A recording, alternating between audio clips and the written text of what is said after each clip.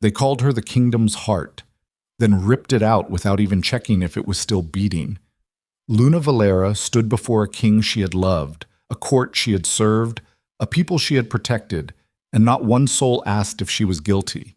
Just the accusation, just the fury, just the gates of Shadowkeep swallowing her whole.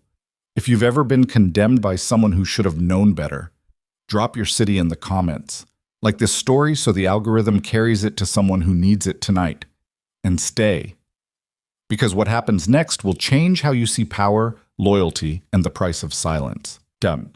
The Great Hall of Ashenmore had seen 1,000 judgments. Stone floors worn smooth by generations of boots. Soldiers, supplicants, the condemned. Torches that burned even in daylight, casting every face in shades of amber and shadow, because King Rowan Blackthorn had always believed that a court without fire was a court without authority.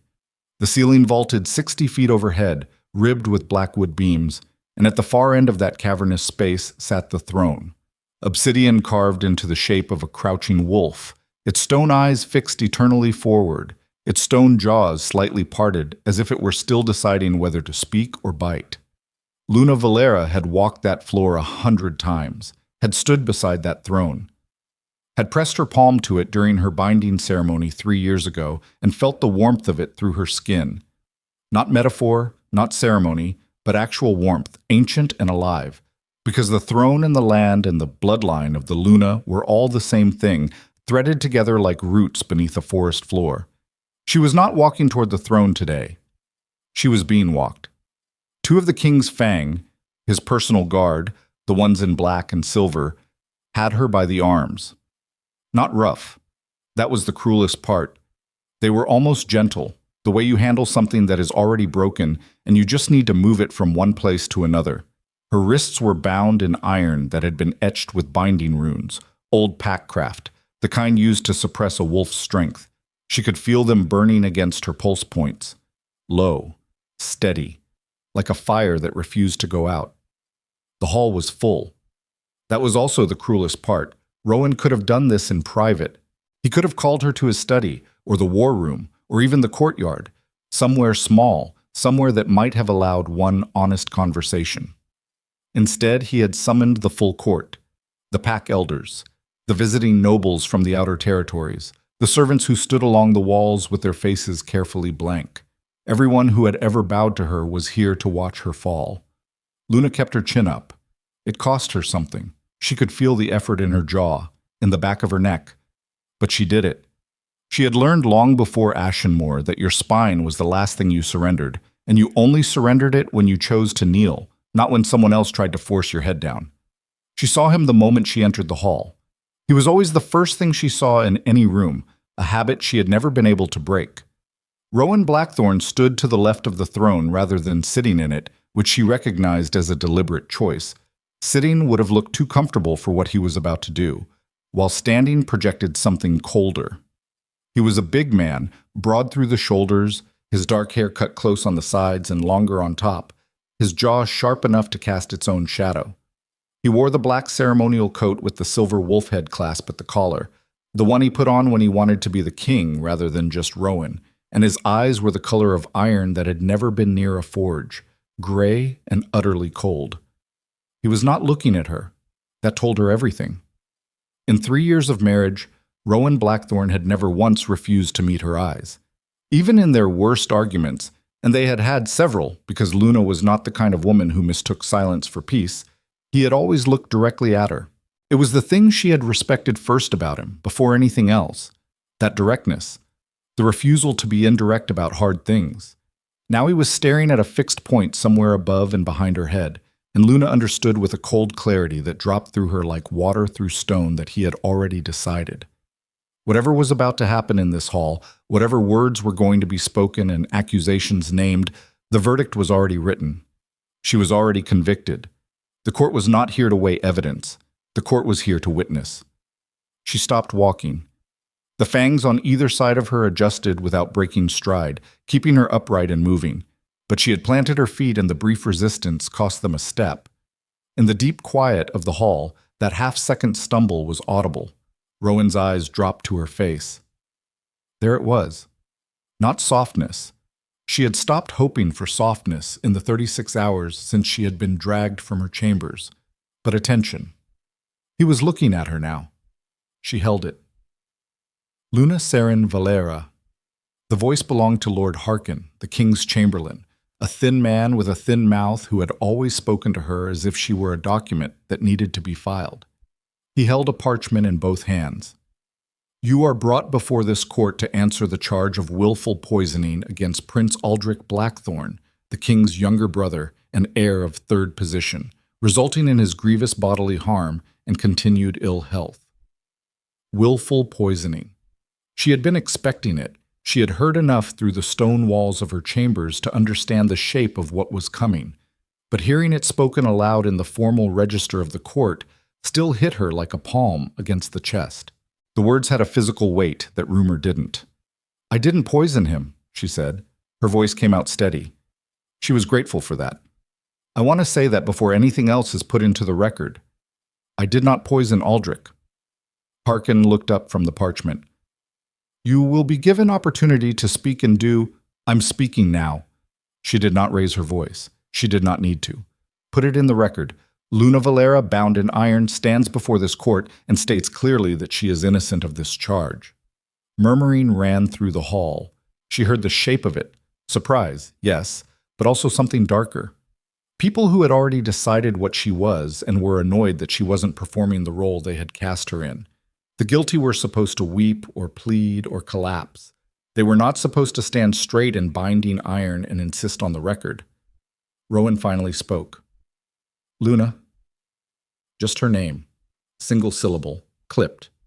She looked at him. The physician's report names the compound found in Aldrich's cup as Veilshade tincture.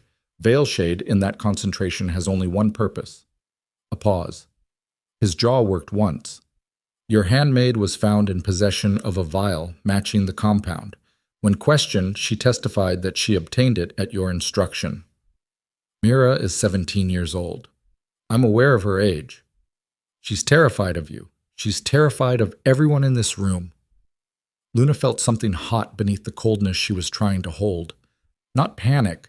She had never been prone to panic. She had been forged in a family that treated panic as a luxury they couldn't afford. But something closer to fury, and she kept it caged because she knew this court would call it guilt.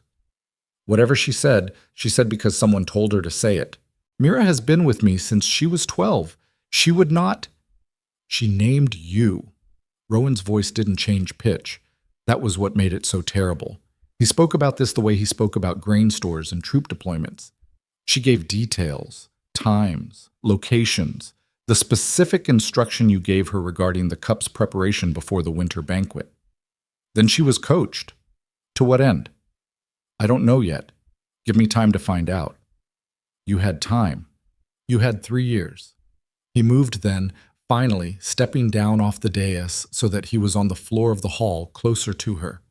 She registered it as a deliberate choice. He was not going to judge her from a height.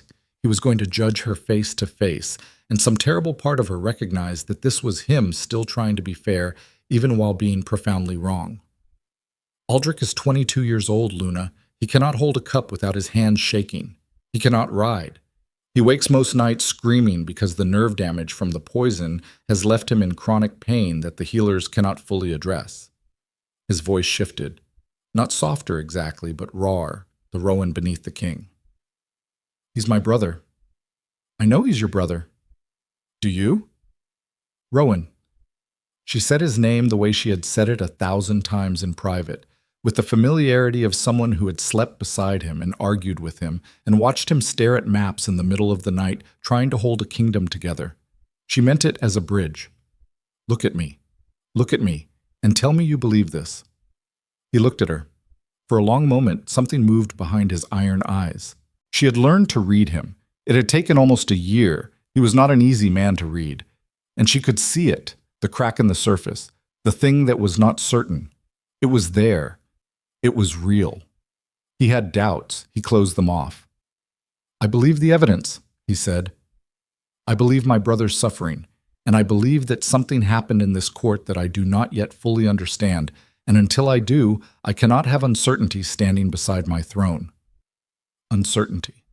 That was what she had become to him. Not a person, not his Luna. Uncertainty.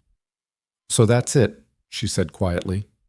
"You're condemning me on a physician's report and the coached testimony of a frightened child, with no trial, no independent investigation, no— The investigation is complete. It hasn't even— Lord Harkin." Rowan's voice cut across her, and she heard it, the finality, the door closing. "Read the sentence." Harkin cleared his throat. His thin hands tightened on the parchment. "In accordance with the king's judgment and the testimony gathered by the crown's investigators, Luna Serin Valera is stripped of the title of Queen's Luna, stripped of all rights and privileges thereto, and remanded to the custody of Shadowkeep for a period of indefinite imprisonment, pending review." Indefinite. She said the word softly, mostly to herself, just to hear it aloud, just to feel the shape of what had just been done to her. "Pending review, when the king deems it appropriate." Harkin lowered the parchment. "The king's fangs will escort you immediately." The hall was very quiet. She was looking at Rowan, and Rowan was looking at her, and there were 100 people watching both of them, and none of it mattered because everything that was happening was wrong. She knew it was wrong the way you know certain things in your bones, in the deep animal part of you that existed before language. The wrongness was structural, it was seismic. It was the kind of wrong that leaves marks on the ground long after the moment is over. "You will regret this," she said. Not as a threat. She did not have the energy for threats. It came out as pure fact, the way you state something about the weather or the turning of seasons. "Not because I'll make you, because the truth doesn't stay buried, Rowan. It never does." He said nothing. The fangs on either side of her shifted their grips, and she let them move her because fighting them now would be pointless, and she had never believed in spending herself on pointless things. As they turned her toward the hall's great doors, she looked at the faces along the walls, lords and ladies, and pack elders and servants, and she looked for one face that held something other than fear or satisfaction or careful blankness, one person willing to meet her eyes. She found exactly two. A young guard near the left pillar whose name she didn't know, who looked at her with something that might have been apology. And across the room, half-shadowed near the far wall, a man she barely recognized, dark-haired, lean, maybe 30, with the kind of stillness that belonged to people who had learned to observe rather than participate.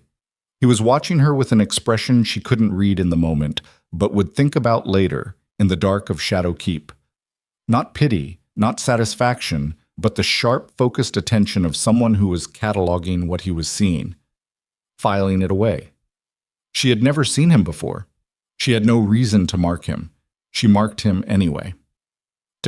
Shadowkeep sat at the northeastern edge of the kingdom's territory, where the mountains stopped pretending to be hospitable and simply became stone. 3 hours by horse from Ashenmoor, though they put her in a closed carriage, curtained, bolted from the outside, no window she could open. So she measured the journey in sounds instead. Cobblestone giving way to packed dirt giving way to gravel giving way to something that crunched differently, harder, sharper, that she eventually identified as the fractured slate that covered the road to the keep. The sounds of a town died within 20 minutes. After that, there was only wind. She had been in Shadowkeep once before. It had been a ceremonial visit 2 years ago when Rowan had wanted to document the state of the kingdom's old structures. She had accompanied him because she accompanied him on most official travels in those early years, when the marriage was still finding its shape and both of them were trying to figure out how much space to give each other. She remembered the keep as bleak but not threatening, old stonework, thick walls, the particular silence of a place that had seen things and stopped commenting on them. The warden at the time had been a thick-necked man named Orval, who'd showed them the upper cells and the yard with the pride of someone who maintained their corner of the world with competence. She had not seen the lower cells. She was seeing them now. The carriage stopped. She heard the gates. Massive things, iron. The mechanism that worked them was somewhere overhead, and to the left she could hear the grinding of it. Then the carriage moved again, just forward enough to clear the gate, and stopped. The bolt on the carriage door slid back. One of the fangs pulled the door open. Outside was gray. The sky, the stone, the ground, All the same uniform gray of a world that had wrung out its color and hung it somewhere else to dry. The keep rose around her in a U-shape, higher than she remembered, or maybe it just looked higher from inside its own courtyard. No windows on the lower levels, slits near the top, barely wide enough to let in light. Move. The Fang was not unkind. He was also not warm. He was a man doing a task. She moved. The warden who met them was not Orval. This one was younger, mid-40s, square-jawed, with close-cropped hair that was going to salt and pepper, and eyes that assessed her with the practiced neutrality of a man who processed people the way a mill processed grain. He had a ledger under one arm. Luna Valera, he consulted the ledger. Indefinite hold, King's authority, restricted contact. Restricted contact, she repeated. Meaning? Meaning no visitors without written order from the Crown, no correspondence in or out without inspection and authorization. Meals twice daily, standard. He looked up from the ledger. I'm Warden Cresson. What you need to know about me is that I run a clean facility. My guards don't touch prisoners without cause. You give me no cause, you get the same consideration as anyone else here. What does standard accommodation look like? You'll have a cell on the second level. Stone, pallet, blanket, basin. A slit in the wall that faces east so you'll get morning light. It isn't comfortable, but it's habitable. The binding iron. She lifted her wrist slightly. Do I wear these indefinitely? Cresson glanced at the fangs, then back to her. The order says binding iron while in transit. Once you're in the cell, standard chains on the door, but nothing personal. It was a small mercy. She took it. One request, she said. He raised an eyebrow. Whatever my handmaid, Mira, 17, she would have been brought in for questioning. Whatever she told you or your people, she's not to blame. She was frightened into it. I'd like to know she's all right. Cresson looked at her for a long moment. Then he made a notation in the ledger. She didn't know what it meant. He didn't tell her. Take her up, he said to the guards, and turned away. Jumped. The cell was exactly what he had described. Stone, pallet, blanket that smelled of old wool and something faintly mineral. A basin with a pitcher of water that was cold enough to make her hands ache when she washed her face. The east-facing slit in the wall was perhaps 4 inches wide and 18 inches tall, and when she stood on her toes and pressed her face to it, she could see a wedge of gray sky and the top of a stone wall and nothing else. She sat on the pallet for a long time, not thinking about revenge. She was not the type for revenge in the abstract, had never understood the appeal of spending your inner life rehearsing someone else's downfall. Not thinking about escape, not yet, not until she understood the keep's architecture and routines well enough to think practically. She sat and she breathed and she let herself feel the weight of what had happened, because she had learned long ago that the worst thing you could do with something heavy was try to put it down before your body understood what it was carrying.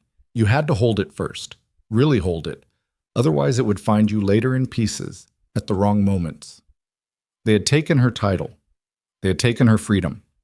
They had taken 3 years of work, the grain initiatives in the Southern Territories, the pack mediation she had spent 8 months on, the river compact that had finally resolved the border dispute with the Ashevale Pack, all the daily unglamorous work of being a Luna that no one would credit to her now because the story of Luna Valera had already been rewritten. She pressed the back of her hand against her mouth and let herself feel that for exactly 60 seconds. Exactly. Then she put it away. Not gone. Away.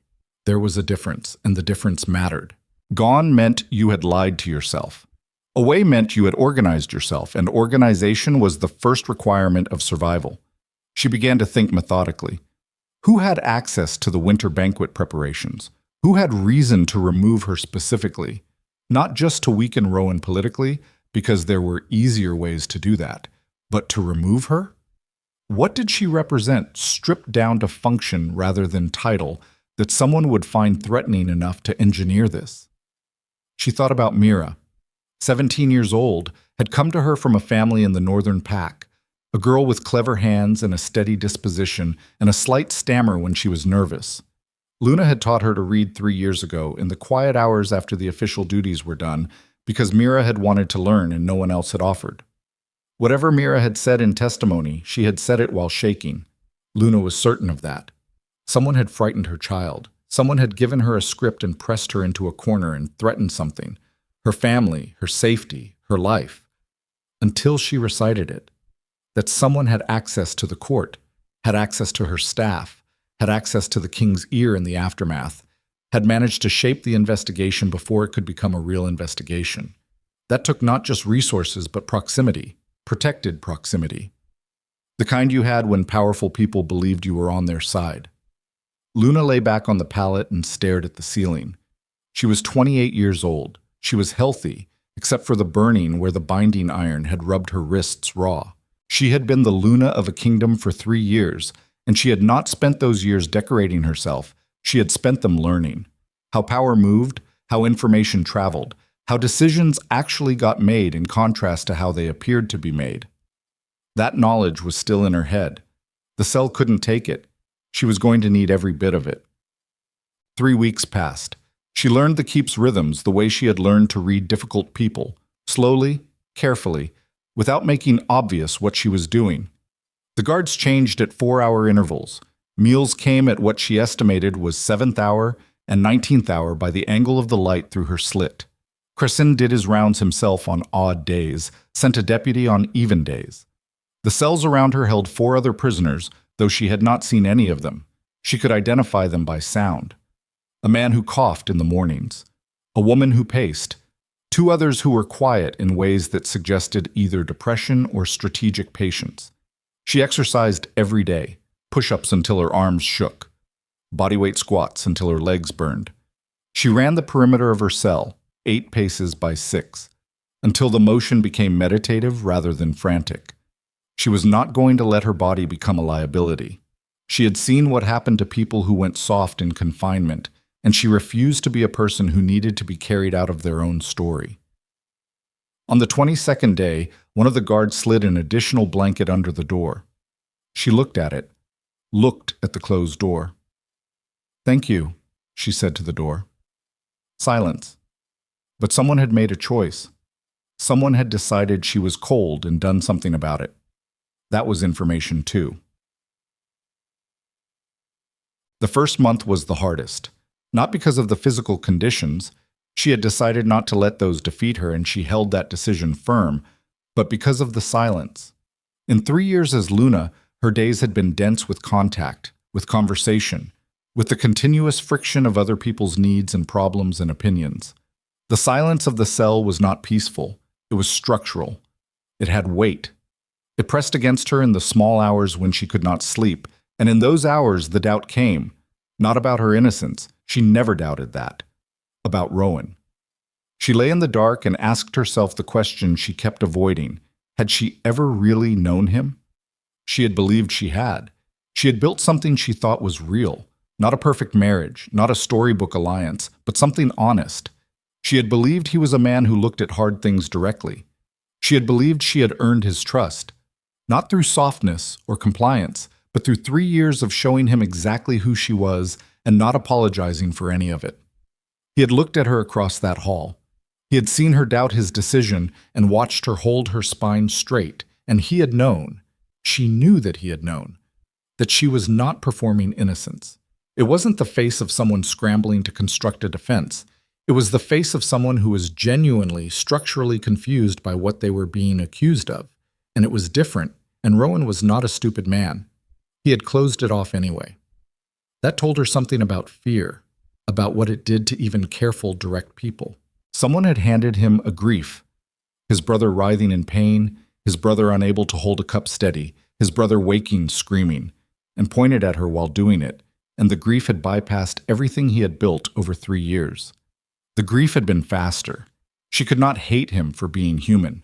She had decided that by the end of the first month. She could be furious at him, and she was. A low, steady fury she kept below the surface because fury spent on walls was just exhaustion. But she could not hate him for a mechanism she recognized. Grief makes monsters of the evidence. She had seen it before. She had watched her own father condemn an innocent man because someone had exploited his fear at exactly the right moment, and she had been 16 and unable to stop it, and she had spent years afterward thinking about what she could have done differently, and the answer was always the same. Someone would have to find the truth. And finding the truth required time, and time was the one thing grief didn't leave you. Someone would have to find the truth here, too. She did not know who. She only knew it wasn't her, not from inside these walls, not yet. The 60th day.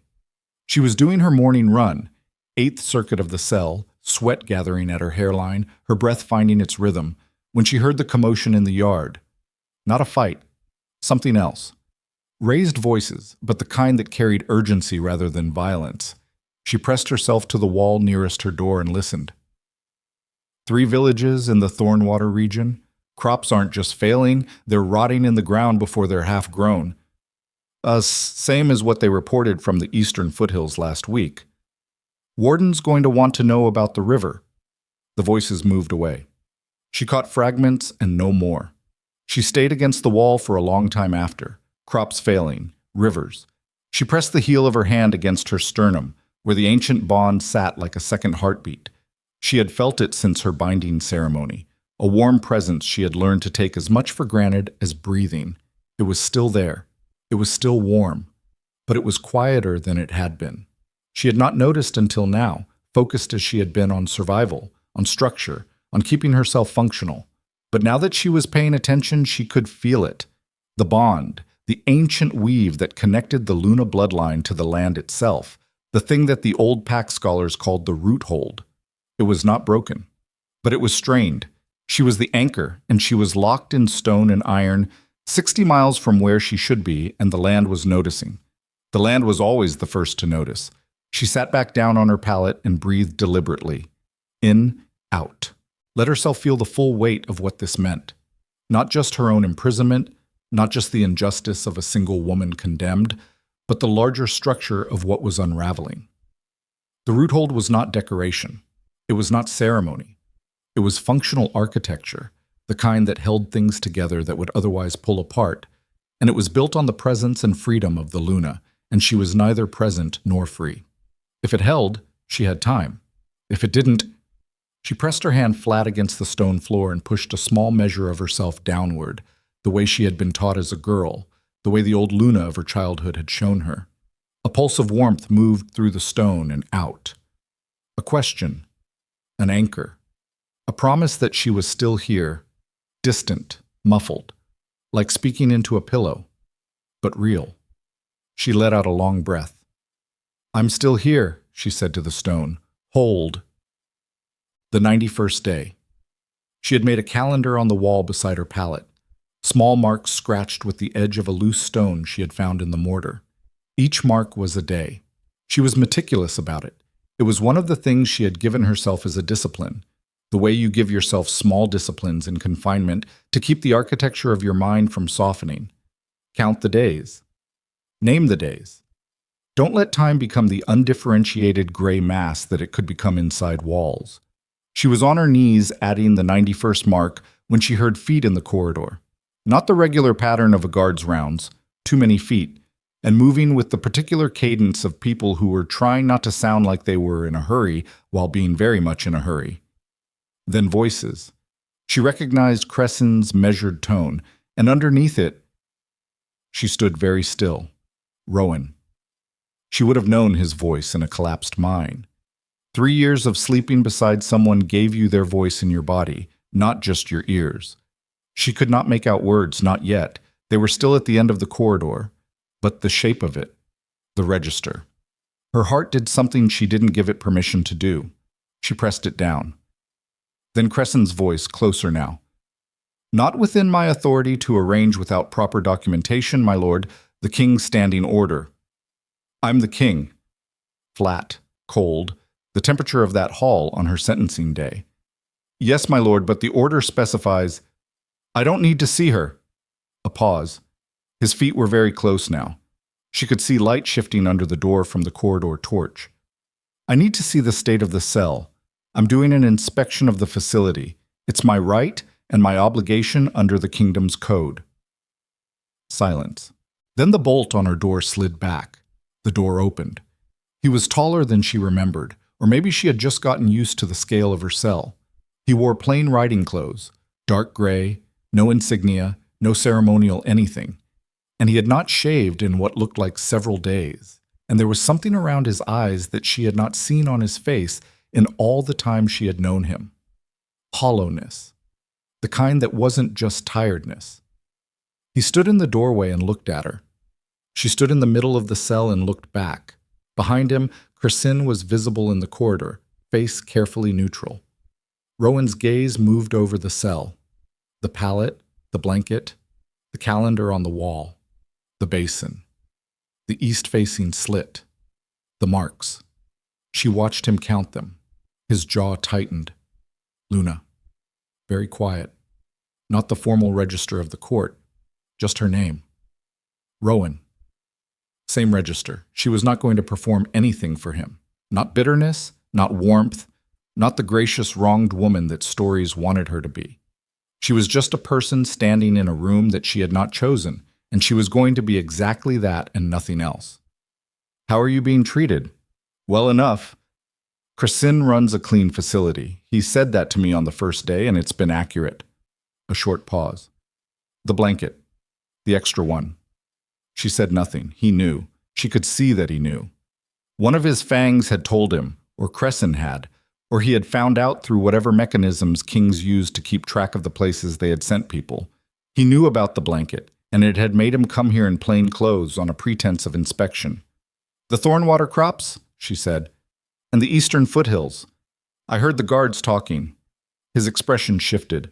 She couldn't name the shift, and it was too controlled, he was too practiced. But it was real. It's not just those regions, he said. I know. You know. I can feel it. She touched her sternum with 2 fingers. The root hold. I can feel it straining.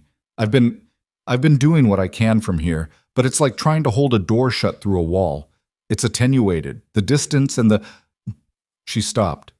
She was not going to explain the iron to him. He knew what binding iron did to a wolf's bond. He had chosen it. It's holding, but it's not going to hold indefinitely. He was very quiet. She crossed her arms over her chest. Not defensive, she had decided a long time ago that she was done performing vulnerability for people who used it against her. And she looked at him straight. You came here to see me, she said. Not the cell. So say what you came to say. His jaw worked.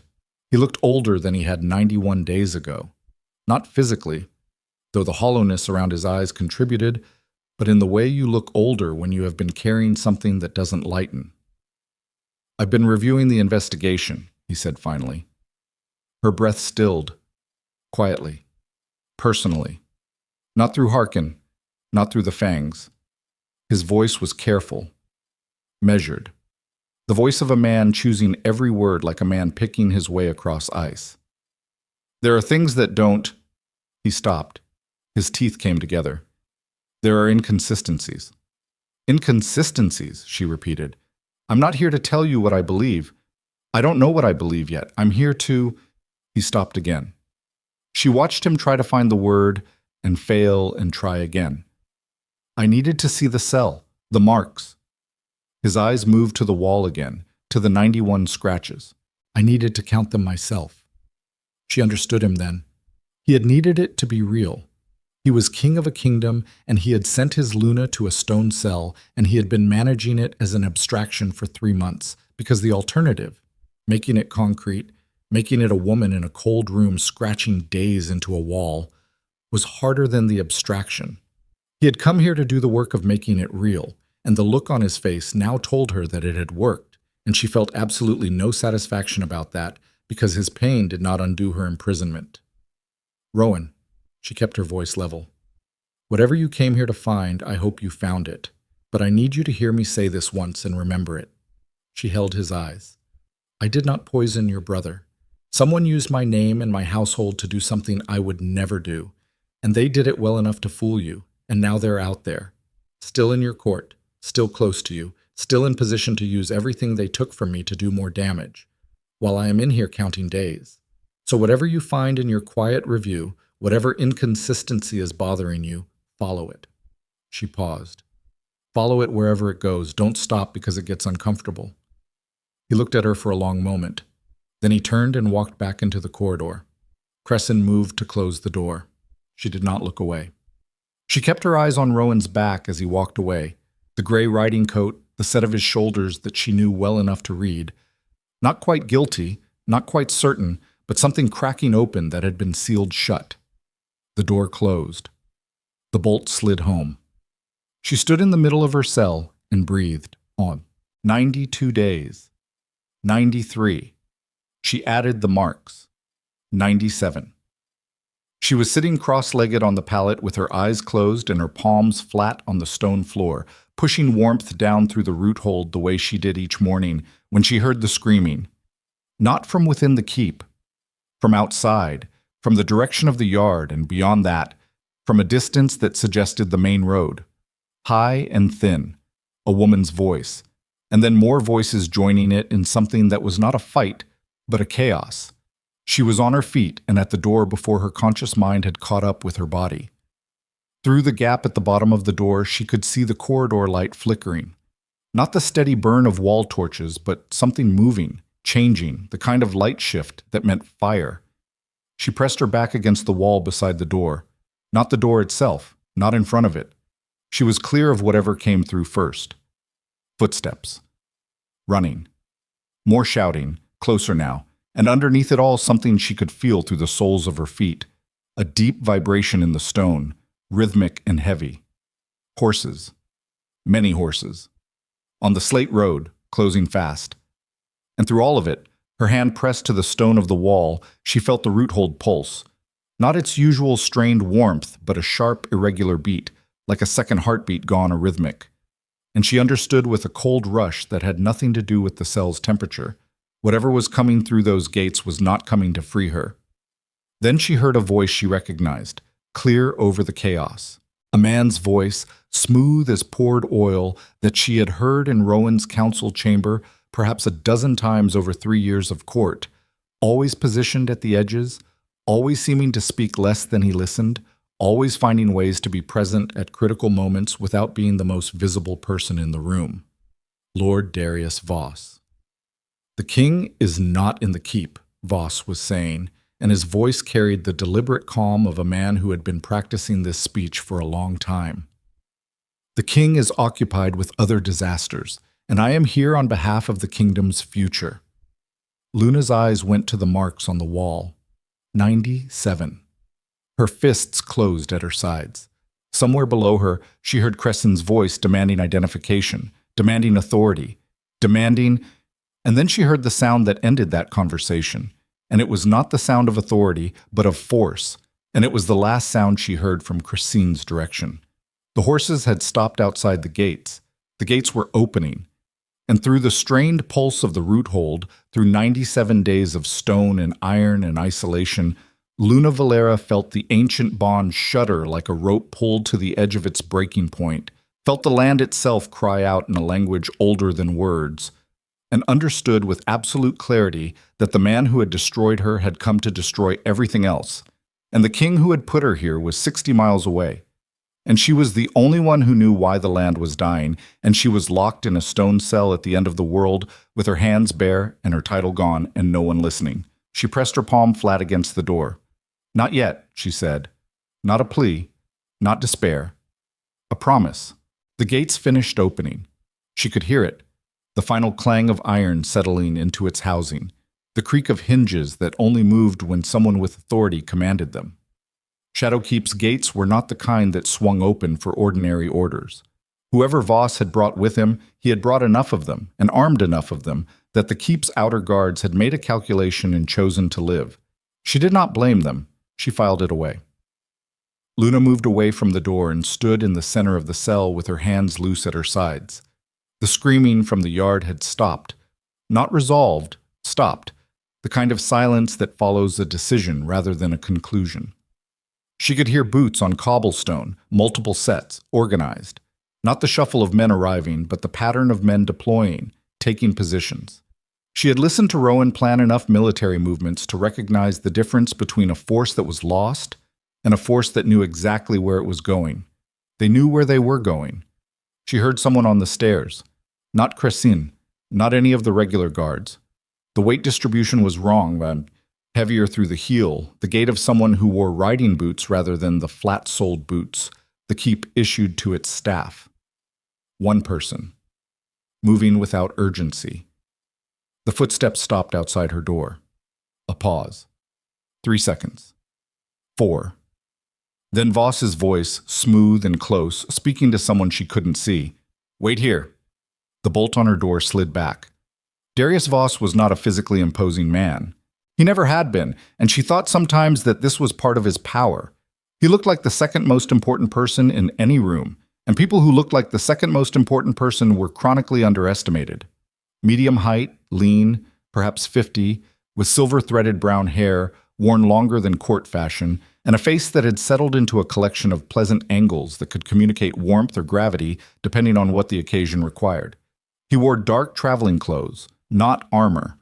That told her he had not come expecting resistance. He looked at her the way you look at something you've been waiting to collect. "Luna Valera," he said. "Voss." She used only the surname. The message was legible. "What do you want?" He stepped inside the cell, did not close the door, left it open behind him, which she noted, which meant he wanted an exit available but also wanted the men outside to hear. This was performance as much as conversation. "I want to be honest with you," he said. "I've always found dishonesty inefficient. You poisoned the prince and framed me for it. Pick a different opening." The words hit the air between them, and she watched his face. He was good, very good. But the thing she had learned about exceptionally controlled people was that control was itself a tell. A man with nothing to hide didn't require this much containment. His eyes went very still for exactly 1 second, and then the pleasant angles rearranged themselves into something resembling rueful acknowledgement. "I didn't come here to confess," he said. "I came here to offer you something. You came here because Rowan isn't here, and you've been waiting for exactly this window, and you have enough men in that yard to hold this keep for however long it takes to do whatever comes next." She let that sit. "So let's skip the part where you pretend this is a conversation between equals." Voss tilted his head. A small smile, the kind that was almost admiration and almost contempt, and managed to be both simultaneously. "You know what I always found remarkable about you? You never performed being a queen. Most women in your position would have spent 3 years learning how to look like power. You just were it. That's much rarer than people understand. You're doing the thing where you compliment me instead of answering. I'm doing the thing where I remind you that you have an asset worth protecting." He moved to the wall. Not close to her, he kept deliberate distance, she noted that too, and looked at the calendar scratches without touching them. 97 days, and you still have the root hold. I can feel it in the stone of this place. Muted, strained, but present. You've been maintaining it. He turned back to her. "That impresses me genuinely." The root hold. He knew about it. He had known about it before he did any of this, which meant the framing had been deliberate, not just to remove her from the court, but to separate the root hold's anchor from the land, to starve the kingdom's foundation slowly while positioning himself to benefit from the collapse. She let none of that reach her face. "What's the offer?" she said. "Cooperation." He said it simply. "You maintain the root hold actively, not this survival-level thread you've been running through the stone, but real engagement, the way it was meant to function. The crops stabilize, the rivers recover, the outer pack stops smelling blood and thinking about borders." He paused. "In return, your conditions here improve substantially. You are not my enemy, Luna. You never were. You were an obstacle, and obstacles are only obstacles until they become assets." "And Rowan," a slight pause. "What about him? If you're holding this keep and you're proposing I cooperate with you, then you have plans for Rowan. What are they?" "The king," Voss said carefully, "is dealing with a kingdom in cascading crisis. By the time he stabilizes enough to redirect his attention toward Shadowkeep, certain realities will have settled in ways that make negotiation more productive than conflict." She let herself hear what he wasn't saying. Rowan, occupied with failing crops and restless packs and drying rivers, stretched thin across a territory that was literally dying under him, would find himself outmaneuvered politically before he recognized the military reality. Voss didn't need to kill him, he just needed to make him irrelevant. No, she said. Voss blinked, just once. I haven't finished outlining. I don't need you to finish. The answer is no. She held his eyes with the kind of steadiness that came not from fearlessness, but from a place further down, bedrock under everything else. The knowledge that there were things she could lose and things she could not afford to lose, and the distinction between them was the only map worth following. I'm not going to maintain the root hold for you. I'm not going to stabilize the land you're trying to take. And I'm not going to give you the cover of a cooperative Luna while you dismantle the kingdom. Then the land continues to suffer. Yes. The word came out flat, and she felt the weight of it. The crops, the rivers, the people in the outer territories whose names she knew, the children who would eat less this winter because the harvest failed. She felt that weight and did not flinch from it, and did not perform not flinching because there was no one here to perform for. This was just the cost, and she was paying it clear-eyed. People will die, Voss said. Not a threat. Almost quiet. People are already dying. Because of what you did. Her voice did not waver. You built this situation. Every consequence belongs to you. The pleasant angles on his face shifted. Not dramatically. He was too controlled for drama. But the warmth drained out of them, the way heat drains from stone after dark. What remained was something older and harder and more honest. I'll give you a week, he said, to reconsider. You can give me a year. The answer will be the same. He looked at her for a long moment. Then he walked out. The door did not close behind him this time, and she understood that was also a message. That he would leave it open because she had nowhere to go, and he wanted her to know that he knew that, and he wanted that knowledge to work on her in the dark while she thought about what she had just refused. She listened to his footsteps go down the corridor.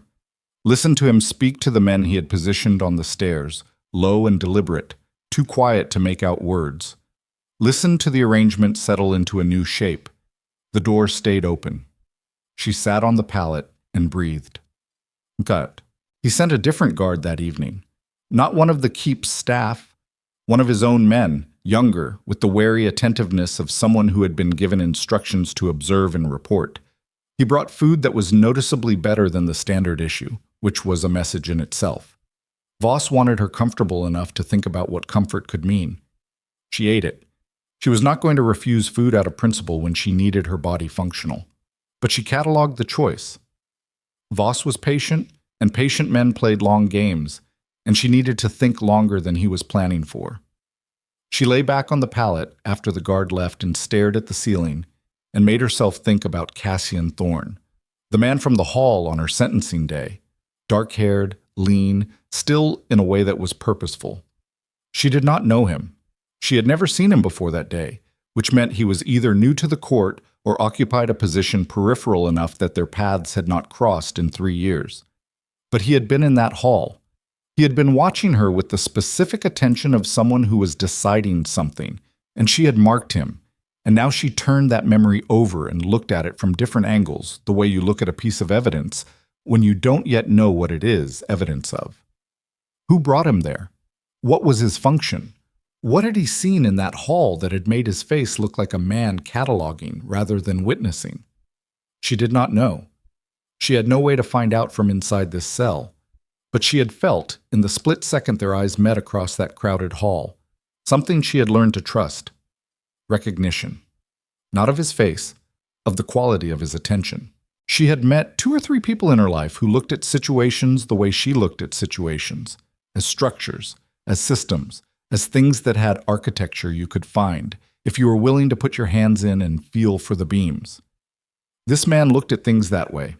If anyone was going to find what Voss had buried, it would be someone who looked like that. She had to trust that. She had nothing else to trust. 4 days into Voss's occupation, the woman in the next cell stopped pacing. Luna had been tracking the pacing for weeks. The woman walked in a pattern, left, right, roughly 6 hours a day, and Luna had used it as a clock of sorts, one more mechanism for maintaining the structure of time. When it stopped mid-afternoon on the 4th day, she registered it immediately. An hour of silence. Then a low, sustained sound that wasn't weeping exactly, but was adjacent to it. The sound of someone who had held something so long, their hands had finally given out. Luna got up and put her back against the shared wall. "Hey," she said, quietly. Not a shout, just a voice. Silence. "I can hear you. I'm not going to pretend I can't." A long pause. Then, "How long have you been here?" A woman's voice, lower than the sound suggested, roughened at the edges. Older. 97 days when they arrived. More now. "You're the Luna." Not a question. "I was. They stripped the title." A sound that might have been a short, dark laugh. "I heard them bring you in 3 months ago. Recognized your name." A pause. "My son was in the Southern Pac mediation. Said you brokered it fair." Luna pressed her palm flat against the shared wall. "What's your name?" she said. "Wren? Wren Calloway. I was a land assessor for the Eastern Territories, before." The word carried its own weight. Before. The word that divided lives into two halves. "I found something in the survey records, irregularities in the land grant documentation for the Thornwater region." A pause. "I was going to take it to the Crown." Luna's breath steadied into something very controlled. "The Thornwater region," she said. "Lord Voss holds land grants in Thornwater." The silence from the other side of the wall had a different texture now. "I didn't know whose name was on them," Wren said finally. "Not until after." "When were you brought in?" 8 months ago." 8 months. Before Luna's imprisonment. Voss had been building this for longer than she had understood, had been clearing obstacles before he even moved on her. Wren Calloway had found something real, something that connected the land grants to the broader structure of what Voss was doing, and she had been disappeared into Shadow Keep before she could deliver it. "The documentation," Luna said carefully. "Do you remember the specifics?" "I'm an assessor." Wren's voice carried a dry edge. "I remember everything I write down. I've been going over it in my head for 8 months. Write it for me. Whatever you can scratch on the wall, pass under the door, anything. Every number, every date, every name on those land grants." Luna's pulse was even, deliberate, the rhythm of someone who had found a direction and was now moving.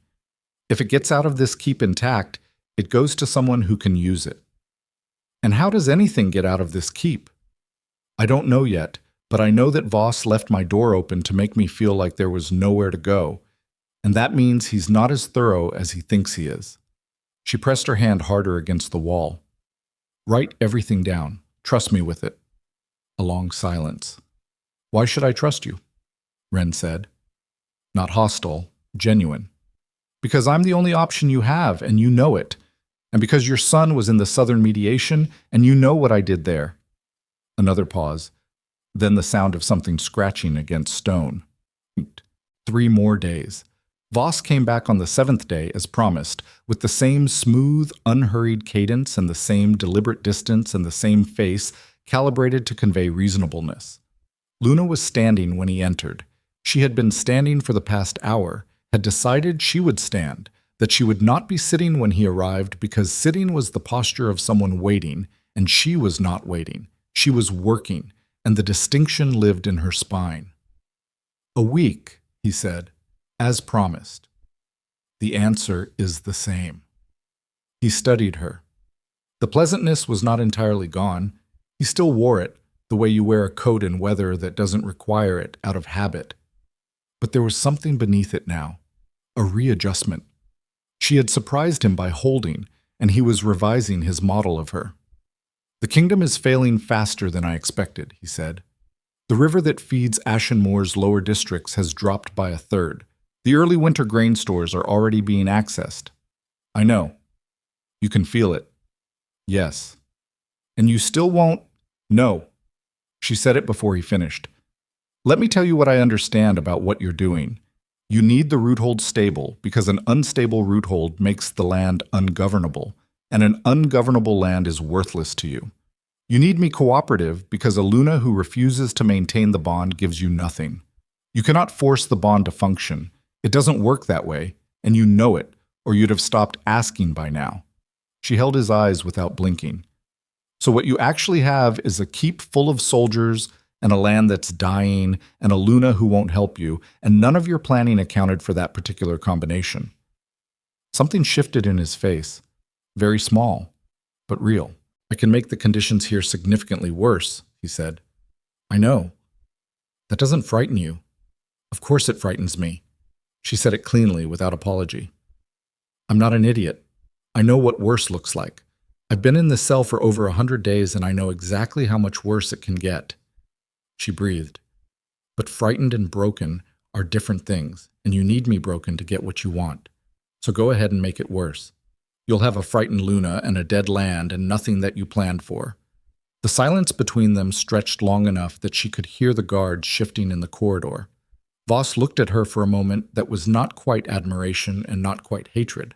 Something uncomfortably close to respect, the respect a craftsman has for another craftsman's work even when he intends to take it apart.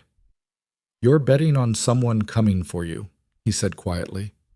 That's the only thing that explains this. You're holding because you think someone is going to find the truth in time. She said nothing. There's no one coming, Luna. Softer now, and somehow worse for it. Rowan is managing disasters on 6 fronts. His Chamberlain is feeding him information I've shaped. His fangs are stretched across the outer territories. And the one investigator who started asking questions 3 weeks ago, he paused. He's been redirected. She felt it in her chest. Not panic, the cold recognition of a terrain shifting underfoot. What investigator? She said. Steady, completely steady. It doesn't matter. It matters to me. Then let it matter to you quietly. He moved toward the door. You have another week. I'll give you that, because I'm not a cruel man. I simply have needs. Think about whether holding a principle is worth watching a kingdom die for it. He paused in the doorway. Think about whether there's actually anyone out there holding the other end of the rope you're clinging to. He left. The door swung partially closed behind him, and she stood in the half-dark of the cell, and she did not let her knees buckle, and she did not let her breathing change, and she stared at the stone wall across from her, and she thought about a lean, dark-haired man at the edge of a crowded hall, with the attention of someone who was filing things away. Redirected. Not gone. Not dead. He had said redirected. She crossed to the shared wall and pressed her back against it. Through the stone, she could feel Ren on the other side. A warmth, a presence. The way you feel another person through a wall when both of you are very still. Ren, she said quietly. The documentation. How specific can you be about the survey dates? A pause. Specific enough, Ren said, to prove the grants were backdated. Luna closed her eyes. There it was. The shape of the thing. The documentation didn't just show irregularities. It showed fabrication. Showed that Voss had constructed legal cover for land seizure that hadn't happened yet, which meant he had been planning this particular move for years before he executed it, which meant there was a trail, and trails had ends. And at the end of this one was every crime that had put her in this cell, and Aldrich in a bed, and a kingdom on its knees. She needed one person on the outside to find the thread and pull it. She needed to believe Voss was wrong about there being no one left to find it. She pressed her palm to the stone and pushed warmth through it. Not the root hold, not the land bond, just herself. Just the human measure of a woman who had been in a cold room for too long and still had not been convinced that the room was permanent. The stone was cold. But through it, very faint, from somewhere in the deep directions below the floor of the keep, she felt the land respond. A pulse. Weak. Like a heartbeat heard through too many walls. Still there, still waiting. She straightened. She was still thinking about the word Voss had used, redirected, and the specific way he had deployed it, not as closure, but as pressure, the way you mention something to make someone feel the ground shifting rather than to inform them of a fact. He had wanted her to feel that the investigator was lost. He had not said gone. He had not said stopped. He had chosen redirected with precision, which meant, wherever Cassian Thorne was, Voss was working to move him away from the truth rather than eliminate him, which meant Voss still needed something from that direction, some future angle he didn't want foreclosed, which meant the investigator had already found something real enough that destroying him would leave a hole Voss couldn't fill. Luna moved to the door and looked through the narrow gap at the corridor beyond. 2 guards visible. Voss's men. The one on the left was watching the stairs. The one on the right was watching her door. They were both professional. She was not going to walk out. But the door was not fully closed. It had not latched. Voss had done it again, left the door conspicuously open to remind her of her helplessness, and in doing so had made an error, because a door that was not fully latched was a door that a woman who had been studying this keep's architecture for almost 4 months could work with, given time and darkness and the right moment. She looked at the guards for a long time. Then she looked at the marks on the wall. 104 days. She added the mark. Then she went to the east-facing slit in the wall and stood on her toes and looked at the wedge of gray sky and breathed in the air that came through it, cold and sharp with the smell of coming winter, and let herself feel the full weight of what was true. The kingdom was dying. Voss was inside the gates. Rowan was far away and working with corrupted information. Wren had documentation that could break the entire structure open, and there was a man named Cassian Thorne who had been asking the right questions before someone tried to stop him. She had no title, no guards, no allies inside these walls except a woman she had never seen whose son she had helped 2 years ago. She had the root hold. She had a mind that had been running at full capacity for 104 days with nothing to do but think, and she had an unlatched door. It was not nothing. It was in fact exactly the kind of nothing that could become everything if she was precise about what she did next, and ruthless about what she was willing to spend on doing it. She turned from the slit. She looked at the door. She began to plan.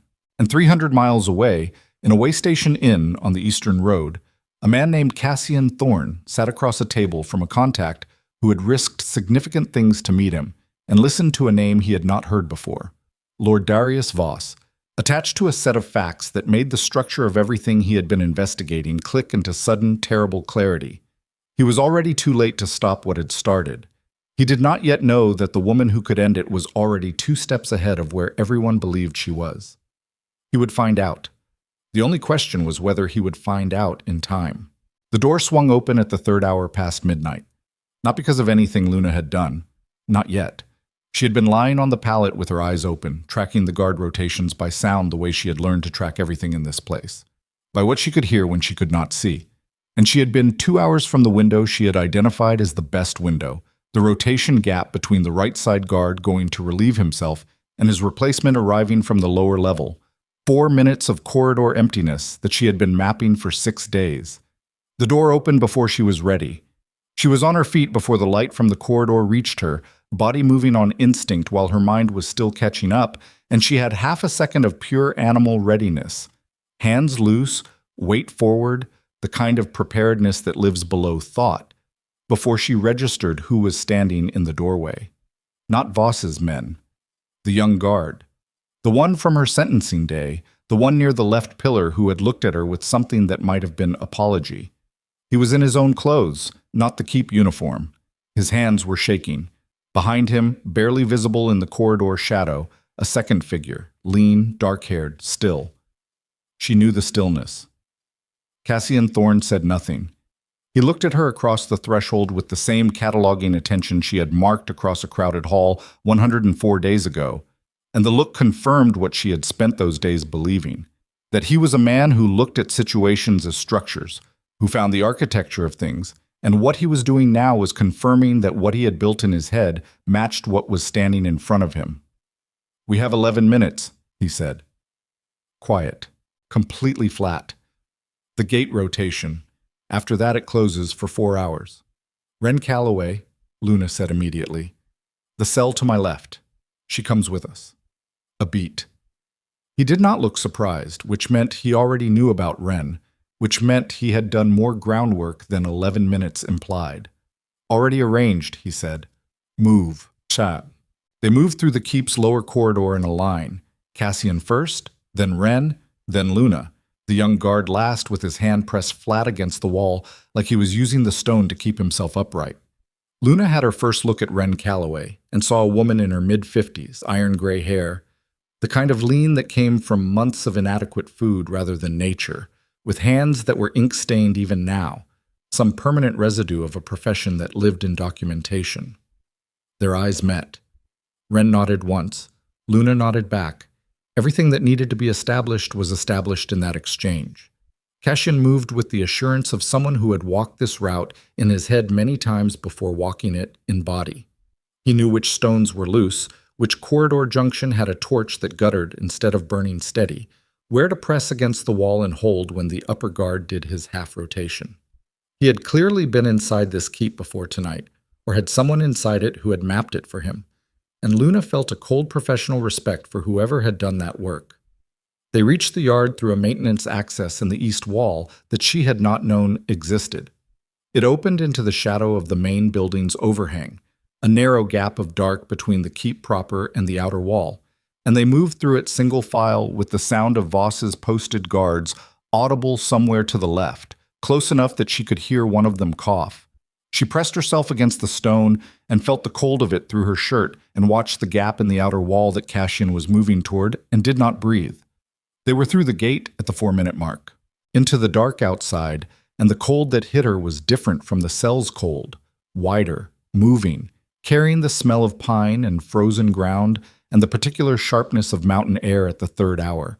And her lungs did something involuntary, something that was not quite a gasp, but was the body recognizing a quality of air it had been deprived of for 104 days and responding to it the way a starved thing responds to food.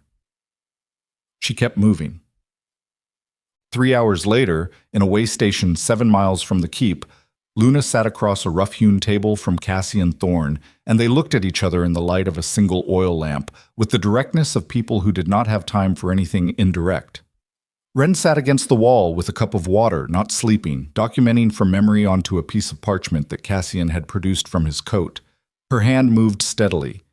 The ink-stained hand of a woman who had kept everything perfectly organized in her head for 8 months and was now simply transcribing what had never been lost.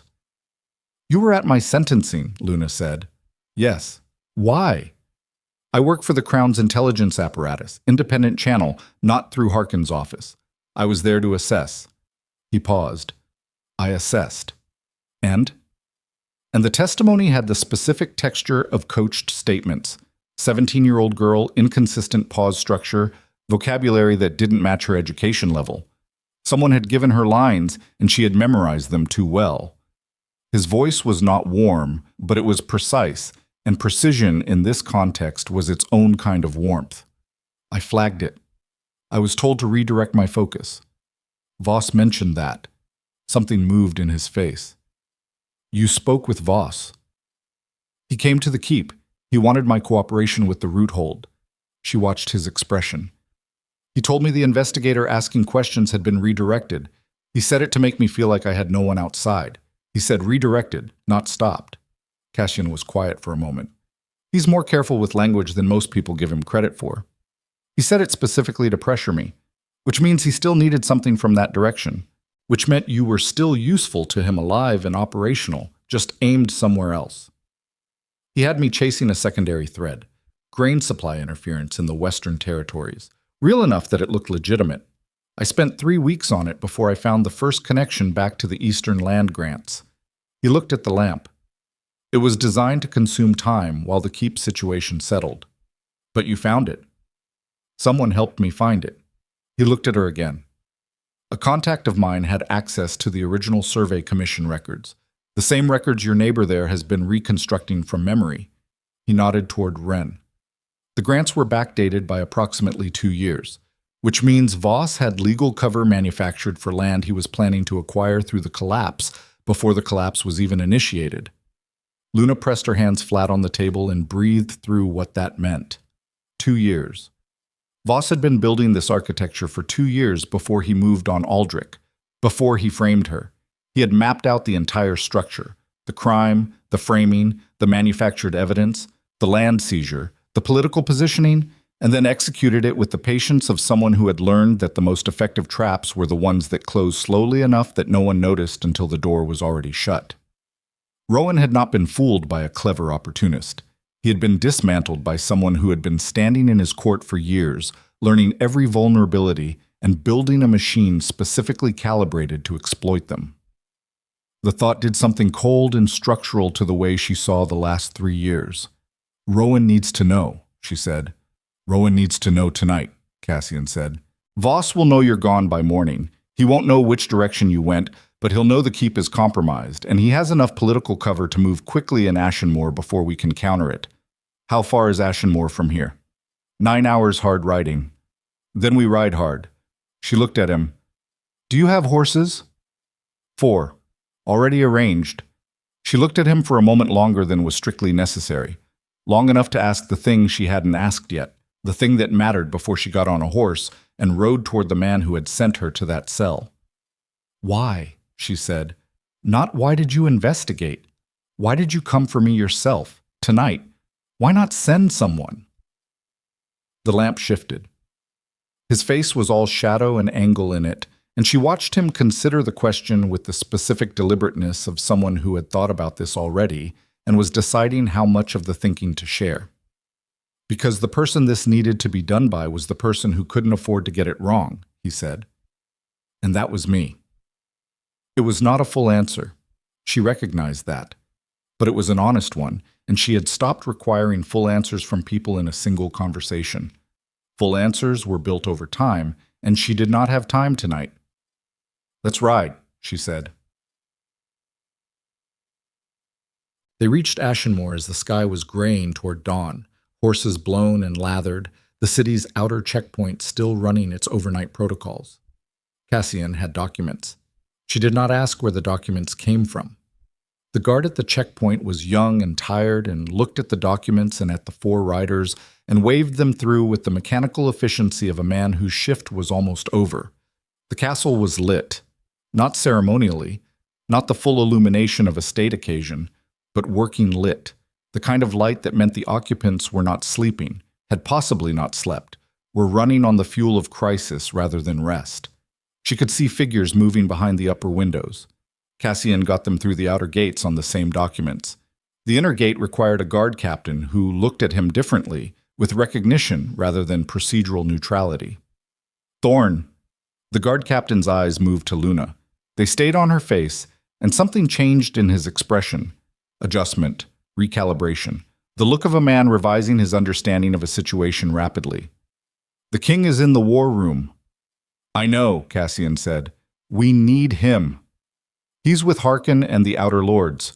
They've been there since last night. A pause. There's a situation. I know that too. They left the horses and went through the inner yard and into the castle, and Luna felt the familiar stone under her feet and the familiar smell of the place, wood smoke and iron, and the specific scent of a building that housed several hundred people and their collective anxious energy, and felt nothing sentimental about it because sentiment was a luxury, and she was operating on something harder and cleaner than sentiment. She was operating on the certainty that she was right and the determination to make that count. Cassian led them to the war room level. She had been here 100 times. She knew the layout, the way sound carried, the way the corridor narrowed before the door, so that you heard what was happening inside before you saw it. She heard it now. Harkin's voice, high and precise and slightly strained.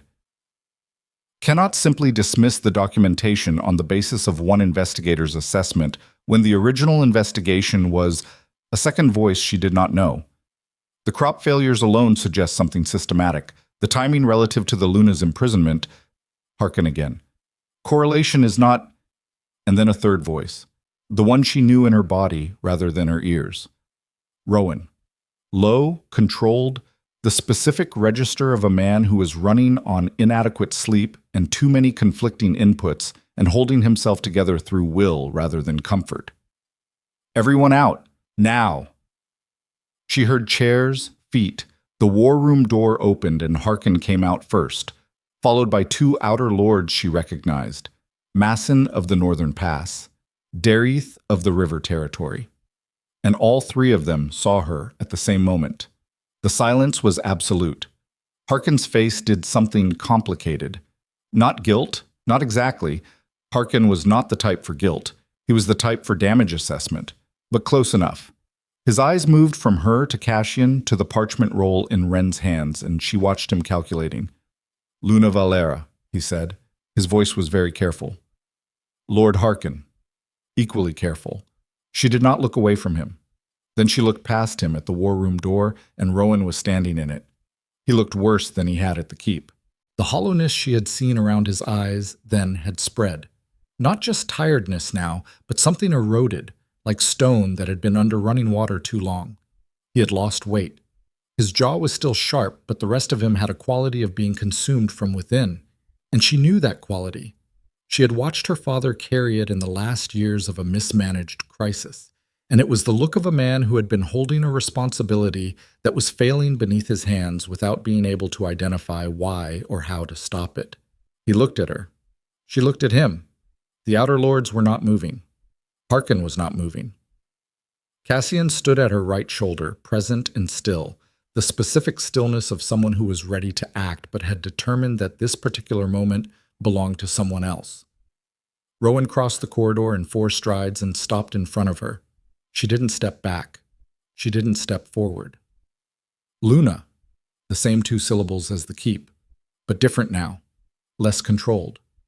The door that had been closed in his eyes the last time she had seen him was not open, not yet, but strained at its frame, the way a door strains when there is pressure from both sides. "I'm out," she said simply. "We have documentation that breaks Voss's entire structure open. I need 30 minutes in that room to lay it out for you. After that, we have a very short window before he knows where I am." He stared at her. "You came back," he said. And there was something in it she had not expected. Not relief exactly, something more painful than relief. The sound of a man confronting something he had done and finding it larger than he had managed it as an abstraction. "I came to finish this," she said, "because that's what has to happen. Not because—" She stopped. She was not going to do this in a corridor in front of Harkin and 2 outer lords. 30 minutes, Rowan. The room." He pulled himself together. She could see it, the deliberate reassembly of the king over the man, the years of practice at it. And he stepped back and gestured toward the war room, and she walked past him without touching him, because touching him right now would cost her something she was not ready to spend. Inside the war room, Wren spread the documentation on the table. Cassian talked. He was precise, organized, moving through the evidence in the specific order that built the case from the ground up, rather than from the conclusion backward. The backdated land grants, the survey record discrepancies, Mira's coach testimony cross-referenced against the timeline of Voss's movements in the weeks before the winter banquet, the correspondence trail that connected Voss's household to the apothecary who had sourced the Veil Shade compound, the positioning of Voss's men throughout the investigation that had followed so fast and closed so completely that it had never been a real investigation at all. Rowan stood at the head of the table and said nothing. He was a man being shown the architecture of his own manipulation. And the thing about being shown that architecture was that you could not unfeel it once it was visible. You could not look at the last year of your decisions and see it as a sequence of your own choices anymore. You had to see it as a sequence of moves someone else had made through you, using your grief, your love for your brother, your willingness to act decisively, all of it weaponized, turned into the mechanism of your own undoing. Luna watched it go through him. She did not perform sympathy. She was not cruel about it either. She just watched, because she had learned that sometimes witnessing was the only honest thing you could offer someone, and she had 97 days of practice at receiving things without flinching. When Cassian finished, the room was quiet. Rowan looked at the documentation spread across the table. He looked at Wren, who met his eyes with the flat composure of a woman who had been in a stone cell for 8 months and was well past the point of being intimidated by kings. He looked at Cassian. Then he looked at Luna. "Voss is in Shadow Keep," he said. "He was 4 days ago. He may have moved by now." "He has supporters in the court." Rowan's voice was different, stripped down, the working register, the voice he used when he was planning rather than performing. Harkin shaped your information. I don't know how far his cooperation with Voss goes, whether it was active or whether Voss simply learned to use his access. Either way, you can't brief him before you move. Rowan's jaw set. "Who can I trust?" "In this room," Luna said. "Everyone who is currently in this room." A beat. Then, "The fangs." "Your direct fangs, yes. Not the extended deployment. Some of the outer posts were positioned by Harkin's recommendations." She watched him absorb this, the way it kept expanding, each confirmation of the problem revealing another dimension of it. Rowan, I know what this feels like. To find out the shape of the thing, I know what it does to you. His eyes came to her face. You can't stay with that right now, she said. Not unkindly, precisely. The window closes in hours. You need to move on Voss before he moves on you, and you need to do it with whatever you have in this room and your direct guard. The rest of the accounting happens after. He looked at her for a moment that lasted longer than the operational discussion required. She knew what was in it. She was not going to make it easier or harder. She was going to stand here and let him look at what he had done and trust him to be the kind of man who could hold it and still function. He had been that man once. She had married him because she believed it. She still believed it. She had not stopped believing it in the cell, which was perhaps the most surprising thing about herself that she had discovered in 104 days of having nothing to do but find out what she was made of. I'll move tonight, he said. Good. Luna? Tonight first, she said. Everything else after. He nodded. Once, turned to Cassian. What do you need? And the room shifted from the register of revelation to the register of action, and Luna felt the shift in her chest. Not relief, not yet, something more muscular than relief. The specific feeling of a situation that has been static for too long finally starting to move. And she put her hands on the table and leaned over the map spread across it and began to work. They had the documentation. They had the king. They had 4 hours before the city woke up and the information environment became uncontrollable. It should have been enough. It might have been enough. Except that 20 minutes into the planning, deep into the logistics of how many fangs could be moved to intercept Voss's position without triggering the alert network he had built into the outer territories, the door to the war room opened. Harkin. He stood in the doorway and looked at the table. The documentation, the map, the configuration of people around it, and in the half-second before his face rearranged into its professional register, Luna saw the calculation, clear as print. He understood exactly what he was looking at, and he understood exactly what it meant for him. He was gone from the doorway before anyone could move to stop him. Rowan said one word, short and hard, that she had never heard him say before. Cassian was already at the door. She heard him shouting instructions to the fangs in the outer corridor, heard the clatter of boots, heard the accelerating chaos of a plan that had just had its timeline halved. She looked at the map. If Harkin reached anyone with a fast horse and a message, Voss would know within 2 hours, which meant whatever they were going to do needed to be done in one, which meant the careful sequential plan that Cassian had been building, the controlled approach, the documented arrest, the orderly exposure before the assembled lords, was gone. What was left was harder, rawer, the kind of action that left marks and created arguments and was difficult to control in its aftermath, the kind that could go wrong in ways the careful plan had been specifically designed to avoid. Luna looked at the documentation on the table. Then she looked at Rowan. We go now, she said. All of us. No staging, no sequencing. We ride to where Voss is and we bring the documentation, and we do this in front of whoever we find him with, and it is loud and it is messy and it is public, and that is what it has to be. She held his eyes. Can you do that? He was already moving toward the door. Can you? He said back to her. And it was a real question, not a challenge, an actual question from the man rather than the king, asking whether she had what this required. She thought about 97 marks on a wall. She thought about a strained root hold and a land she had been holding together through stone and iron, through pure will. She thought about Wren Calloway pacing in a cell for 8 months with everything documented perfectly in her head because she believed the truth was worth keeping. Yes, she said. They went. And 6 miles away at the edge of Ashenmoor's eastern road, a rider was already moving fast through the pre-dawn dark with a message that would reach Darius Voss before the sun was fully up, and everything that had been planned carefully in that war room was about to become something else entirely. Something that could not be taken back, could not be undone, could only be gone through. The point of no return had already passed. They just hadn't known it yet when they crossed it. The rider had a 20-minute head start.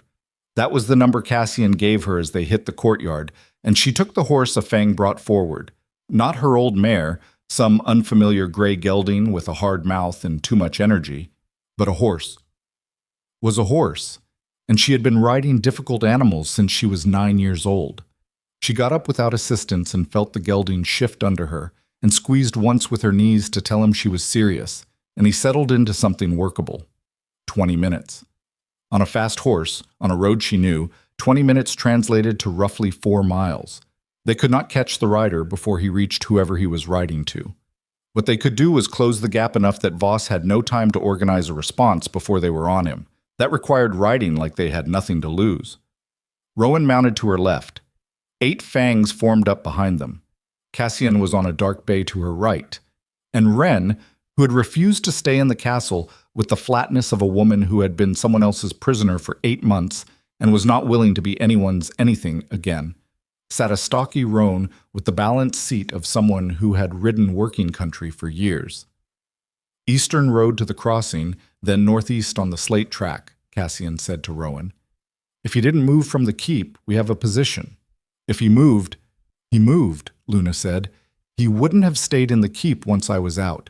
Too exposed, too far from his court assets. She thought about the way Voss had stood in her cell, the distance he had maintained, the open door, the careful deployment of exits.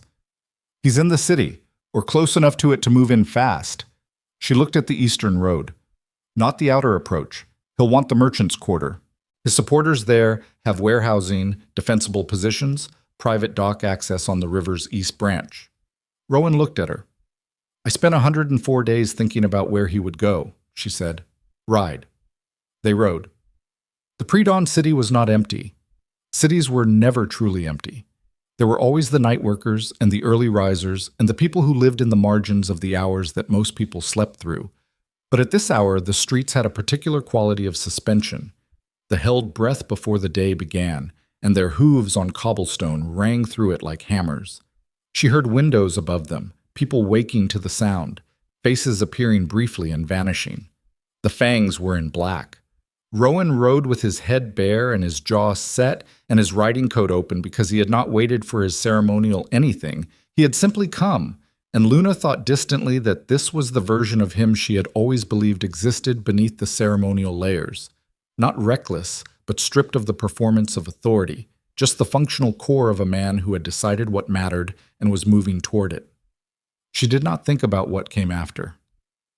After was a country she had not earned passage to yet. They hit the merchant's quarter at the run, and she was right. She could see it from the first junction, the configuration of torchlight in the wrong places, the absence of the usual night watchman at the warehouse corners, the way the buildings sat differently when they were occupied by people who were waiting rather than people who were working. Someone had been here ahead of them and reshaped the territory. Cassian held up a fist and they pulled up, horses blowing and dancing under them. 3 positions, he said quietly, reading it the same way she was. Voss is in the center building, the Del Mar warehouse, river access to the east, 2 side exits north and south. The outer positions are his. How many, I can't say. Enough that he felt comfortable receiving a message and staying, Luna said. He didn't run, which means he thinks he has enough here to manage whatever comes through the door. He might be right, one of the fangs said from behind. Not defeatist, factual. He doesn't know what we brought, she said. She looked at Rowan. The documentation needs to be seen, not just by Voss, by whoever he has in there with him. His supporters, his people, they need to see it while he's in the room so he can't reframe it after. Rowan was looking at the Del Mar warehouse. His profile in the torchlight was stone. You want to walk into a building full of his men and present evidence. I want to walk into a building full of his men and present evidence. Yes. A beat. That's either the most effective move available or a way to get us both killed, he said. I know. She held his eyes. But people who have been following Voss have been following an idea of him, the version he's been selling. The documented version is different, and the men who are risking their lives for him deserve to know which version is real before they decide whether to keep risking them. She paused. Some of them will stand down. Maybe not all of them, but some. Rowan studied her face for a moment with the specific attention of a man who was deciding whether to trust a judgment he had catastrophically failed to trust before. She could see the weight of that in him, the awareness of his own prior failure as context for this decision, the way it complicated everything. He turned to Cashin. "Position 2 fangs at each exit, the rest with us." Then to Luna. "You walk in with me." "I walk in ahead of you," she said. "They know my face, and they know what was done to me. Let them see me walk through the door first." His jaw tightened. "Luna?" "Rowan." She said it with the tone she had used 100 times on 100 hard things. Not commanding, not deferring, the register of someone who had thought it through and was telling him the conclusion. "Trust me." The word landed between them with everything it carried. He heard it. She watched him hear it. "Don't get shot," he said. She was already moving. The Delmar warehouse door was heavy timber, iron-banded, and it was not barred from the inside. She could tell from the way the weight sat in the frame, no resistance bar, just the door itself. Which meant they expected to be moving through it, which meant the configuration inside was oriented toward departure rather than defense, which meant Voss had received the message and was in the process of making a decision about whether to run or hold. She pushed the door open with both hands and walked through. The warehouse interior was vast and dim, lit by perhaps a dozen torches in iron brackets along the walls, and it smelled of old timber and river water, and the residual ghost of whatever grain had last been stored here.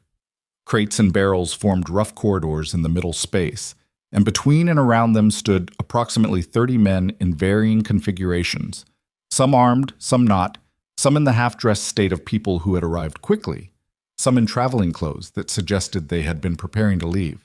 And at the far end, standing in front of the river access doors that opened onto the dock, was Darius Voss. He was in traveling clothes. He had his coat on. He had been about to go. He looked at her across the length of the warehouse, and his face did something she had not seen it do before.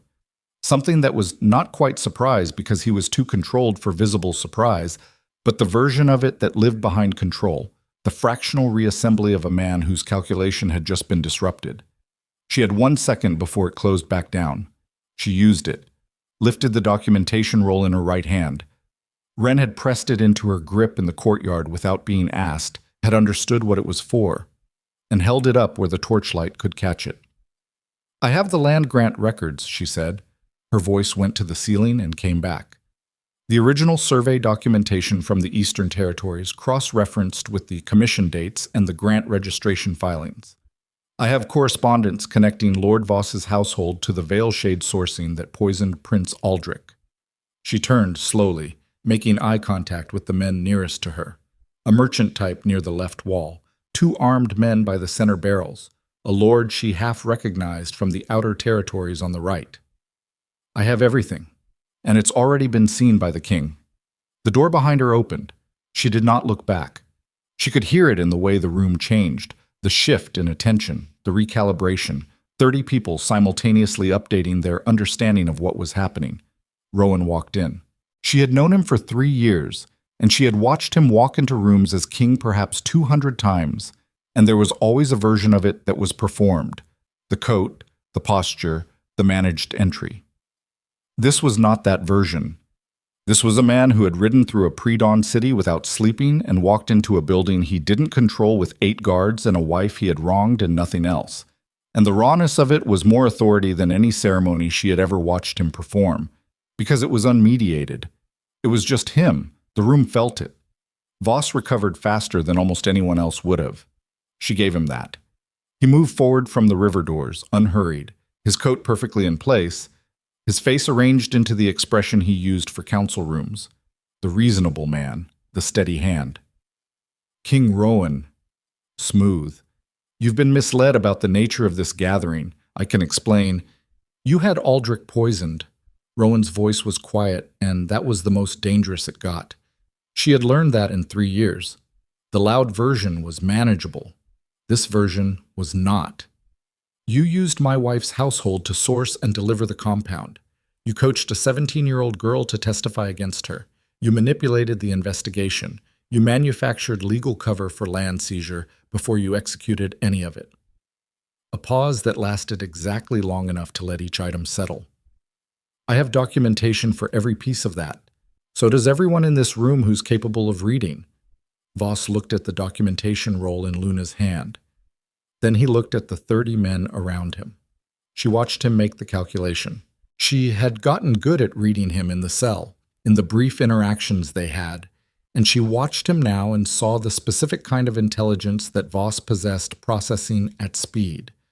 How many of these men would hold if the king was standing in the room? How many had already been shaken by the sight of her walking through the door alive and documented? How many had signed on for political positioning and would now be reassessing whether Voss was the winning position? Not enough, was the answer he arrived at. She could see it in the millisecond before his face changed. She was not fast enough to stop what came next. He moved his hand and one of the men nearest the barrels threw a torch. The old timber caught. The warehouse went from dim to screaming orange in less than 3 seconds, and the organized configuration of 30 men dissolved into the chaos of people who were no longer following a plan but following the oldest instruction in their bodies, which was, get out. Luna threw herself sideways as someone ran past her, felt the heat already building on her left side, heard Rowan shouting something to the fangs that the rising noise swallowed. Voss was moving toward the river doors. She saw it through the smoke that was starting to build, his traveling coat, his unhurried walk that was nevertheless covering ground fast, the specific quality of a man executing a prepared exit. She ran. Not after Voss. She ran to the left wall where the documentation, she had dropped the roll when she dodged, had landed against a barrel, and the barrel was not yet burning, but the crates beside it were beginning to catch, and she had perhaps 15 seconds before the roll was in the fire's reach. She hit the floor on her knees and grabbed it, and came up moving, and her eyes were streaming from the smoke, and she could hear wood cracking somewhere above her where the heat was finding the roof beams. Cassian appeared at her left shoulder from nowhere. "River doors," she said, coughing on the smoke. "He's going for the dock." "I know. Go." They went through the chaos of the warehouse, men pushing in every direction, the fangs working to move people toward the side exits, the fire spreading with the enthusiasm of a thing that had been waiting for permission, and hit the river doors 30 seconds behind Voss. The dock was narrow and wet, gray in the pre-dawn light, and the eastern branch of the river ran black and fast below it. Voss was 15 feet ahead on the dock, moving toward a boat tied at the far end. Not a large craft, something fast and river-suitable, with 2 men already in it who had been waiting, who had always been part of the plan. She heard Rowan behind her. "Voss?" His voice cut through the river sound and the noise coming from the warehouse behind them. "Stop." Voss did not stop. Rowan ran. She had never seen him run in earnest before. She had seen him move fast, had seen him on horseback, had seen him in sparring, but this was different. This was a man who had decided that the distance between him and Voss was a problem he was going to solve with his body, and he covered the dock with a speed that had something animal underneath it, something that lived below strategy and decision. Voss heard him coming, turned at the last moment, and there was something in his hand. She registered it a half-second before Rowan did, and she opened her mouth to say something that she did not finish saying because Rowan hit him. They went into the side railing of the dock together, and the railing cracked, and for 1 second they were both against the edge of nothing, the fast black water below them, Rowan's hand on Voss's coat and Voss's hand on whatever he was holding, and Luna was running, and Cassian was running, and she was calculating the distance and knowing she was not going to reach them in time, and choosing anyway to run harder because the alternative to running harder was not running at all, and she had never once in her life chosen that. Rowan got his footing first. He pulled Voss back from the edge by his coat and put him against the dock boards, hard, and the thing in Voss's hand, a short blade, she could see it now, skittered across the wet wood and went into the river, and Voss hit the dock with the full weight of a larger man's decision landing on him and made a sound that was the body's involuntary response to impact. Cassian had the 2 men in the boat contained before she reached the dock's end. Luna stopped running. She stood on the wet dock with the burning warehouse behind her, throwing orange light over everything, and the river running black and fast to her right, and the documentation roll in her hand, and Voss face down on the boards, with Rowan's knee in his back, and she breathed. In, out, let the air move. Let the body know it was done moving at maximum output. Voss turned his head and looked at her from the dockboards. His traveling coat was torn at the shoulder. His face, pressed sideways against the wet wood, had lost every arrangement he had ever given it. The pleasantness, the reasonableness, the careful calibration. What was left underneath was older and harder and more honest. A stripped thing, the face of a man who had planned very carefully and still arrived at this dock on his face. "It changes nothing," he said. His voice was compressed but controlled, even now. "The land is still failing. The outer packs are still mobilizing. You have documentation of my involvement, but you have no infrastructure to address the damage that's already—" "I have the root hold," Luna said. He stopped talking. "That's what you never fully accounted for," she said. "Not just the documentation, not just the political exposure. You thought you could use the land's deterioration as leverage, but the leverage only works as long as the root hold is broken, and the root hold is only broken as long as I'm separated from it." She held his eyes. "I'm not separated from it anymore." She pressed her bare foot. She had lost a boot somewhere in the warehouse. She only now registered this. Flat against the dockboards, and through the wood and the river current, and the deep strata of stone beneath the city, she felt the root hold waiting. Not strained anymore. Not the attenuated thread of a woman trying to maintain something through 100 feet of stone and iron. Full contact. Direct. The way it was meant to function. She pushed warmth down through it. The pulse came back immediate and strong, like a door that had been held shut from the other side suddenly opened from within, and she felt the land answering, not just under the dock, not just under the city, but wide, the whole reach of it, the fields and the rivers, and the territories that had been dying at the roots for months, feeling the anchor click back into place and responding to it. Her eyes went to the eastern sky, barely perceptible. The gray of pre-dawn going to the first suggestion of something warmer at the horizon, the sky beginning to differentiate itself from the dark in the way it did when the day was actually coming, not just promised. On the dock, even Rowan had gone still. She felt him looking at her. She looked back. He was still on one knee with his hand on Voss's shoulder, and his face, the hollowed, eroded face of a man who had been managing a kingdom that was quietly dying for months, had shifted into something she had not seen on him in a very long time, something that was not yet whole but was no longer empty, the quality of a man who had found the thing he had been looking for and was not sure he deserved to have found it. She did not absolve him of that uncertainty. It was his to carry. But she held his gaze and let him see that she was still here, not forgiving, not yet, that was too large for a dock at dawn, but present. Still here.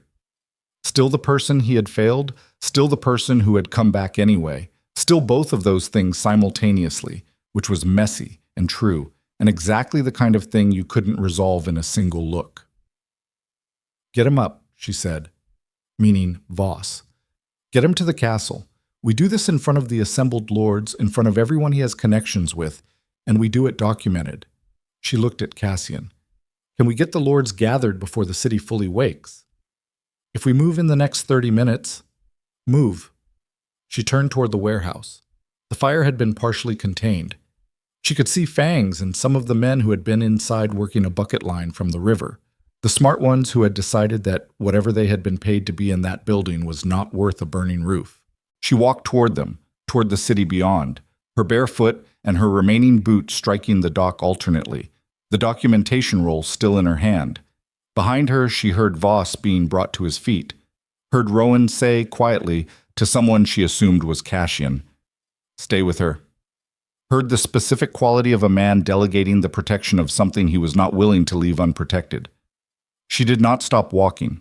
She was thinking about Aldrich, about a 22-year-old whose hands shook when he tried to hold a cup, who woke in the night from nerve pain, who had been the tool of someone else's ambition and was still paying the cost of it in his body. She was thinking about Ren Calloway's ink-stained hands and 8 months of careful memory. She was thinking about Mira, 17 years old, wherever Mira was now, and whether she had been able to sleep in the months since she had been terrified into a testimony she hadn't written. She was thinking about what came after this. Not the reunion, not the relationship question. All of that was real and would need to be faced, but it was not the first thing. The first thing was the assembled lords, and the documentation and the clear public accounting of what Voss had done and why, and what had been done to the kingdom as a result. Everything else came after that. The city was beginning to wake around her as she walked into it. Lights in windows, the first carters on the side streets, the smell of early fires lit for cooking. And she walked through it with the root hold thrumming steady under her feet.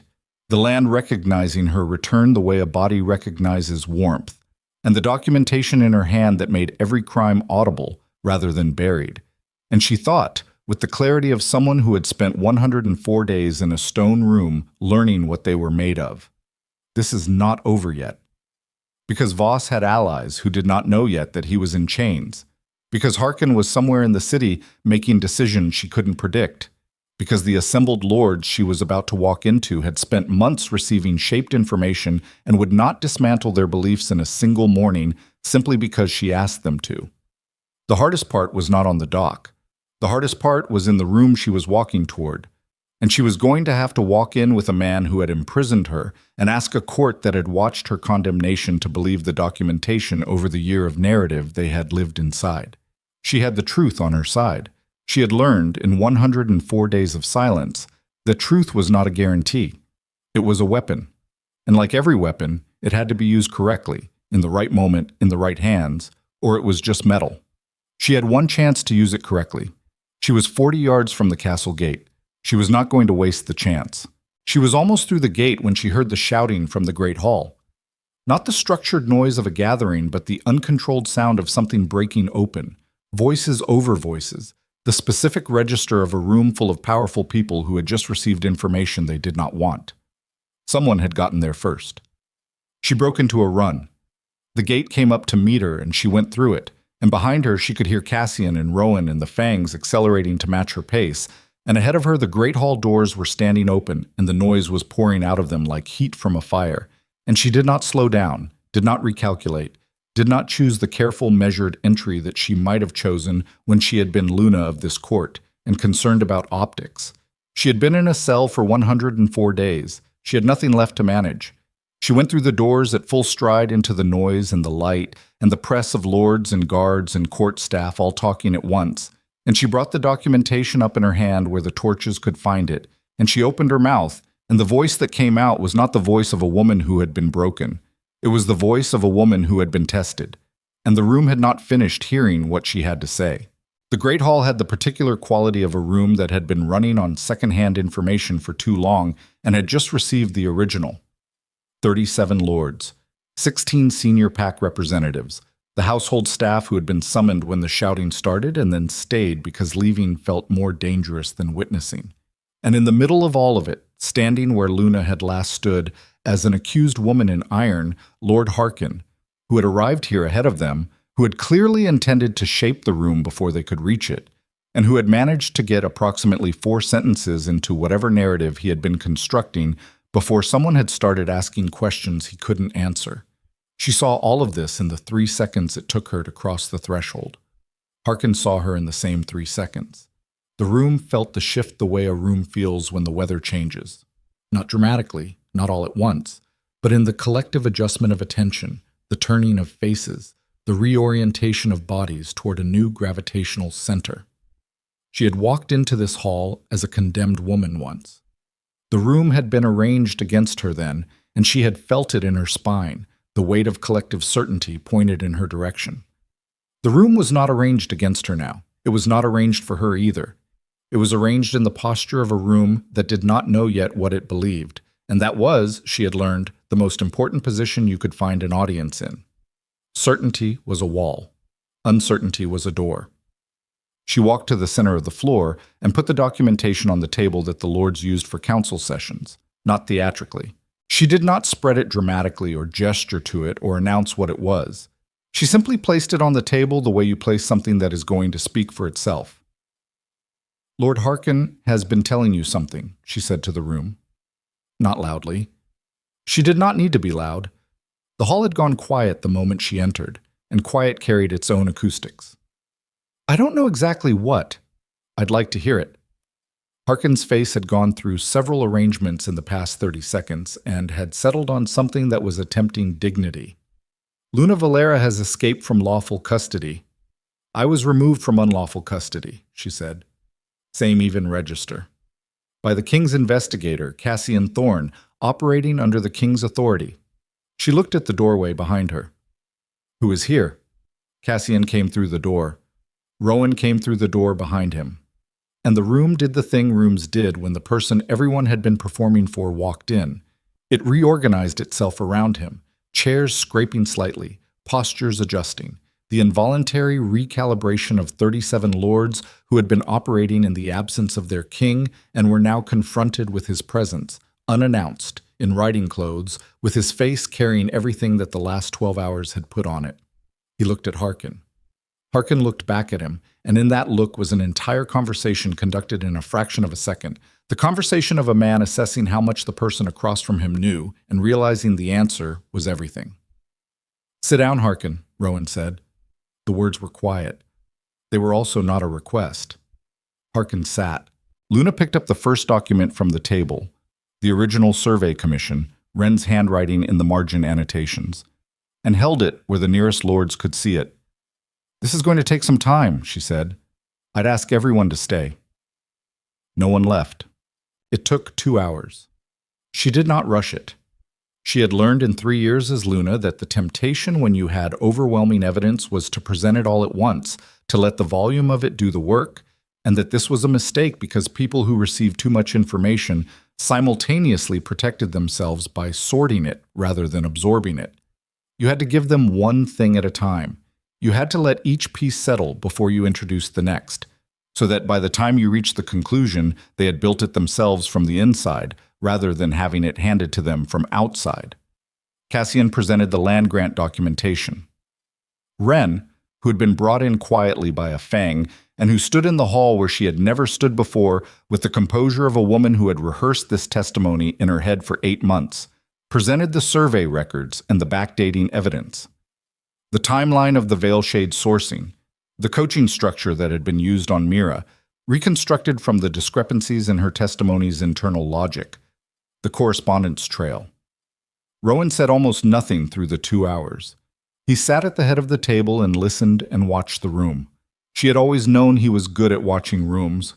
It was one of the first things she had assessed about him, that quality of attention he brought to collective spaces.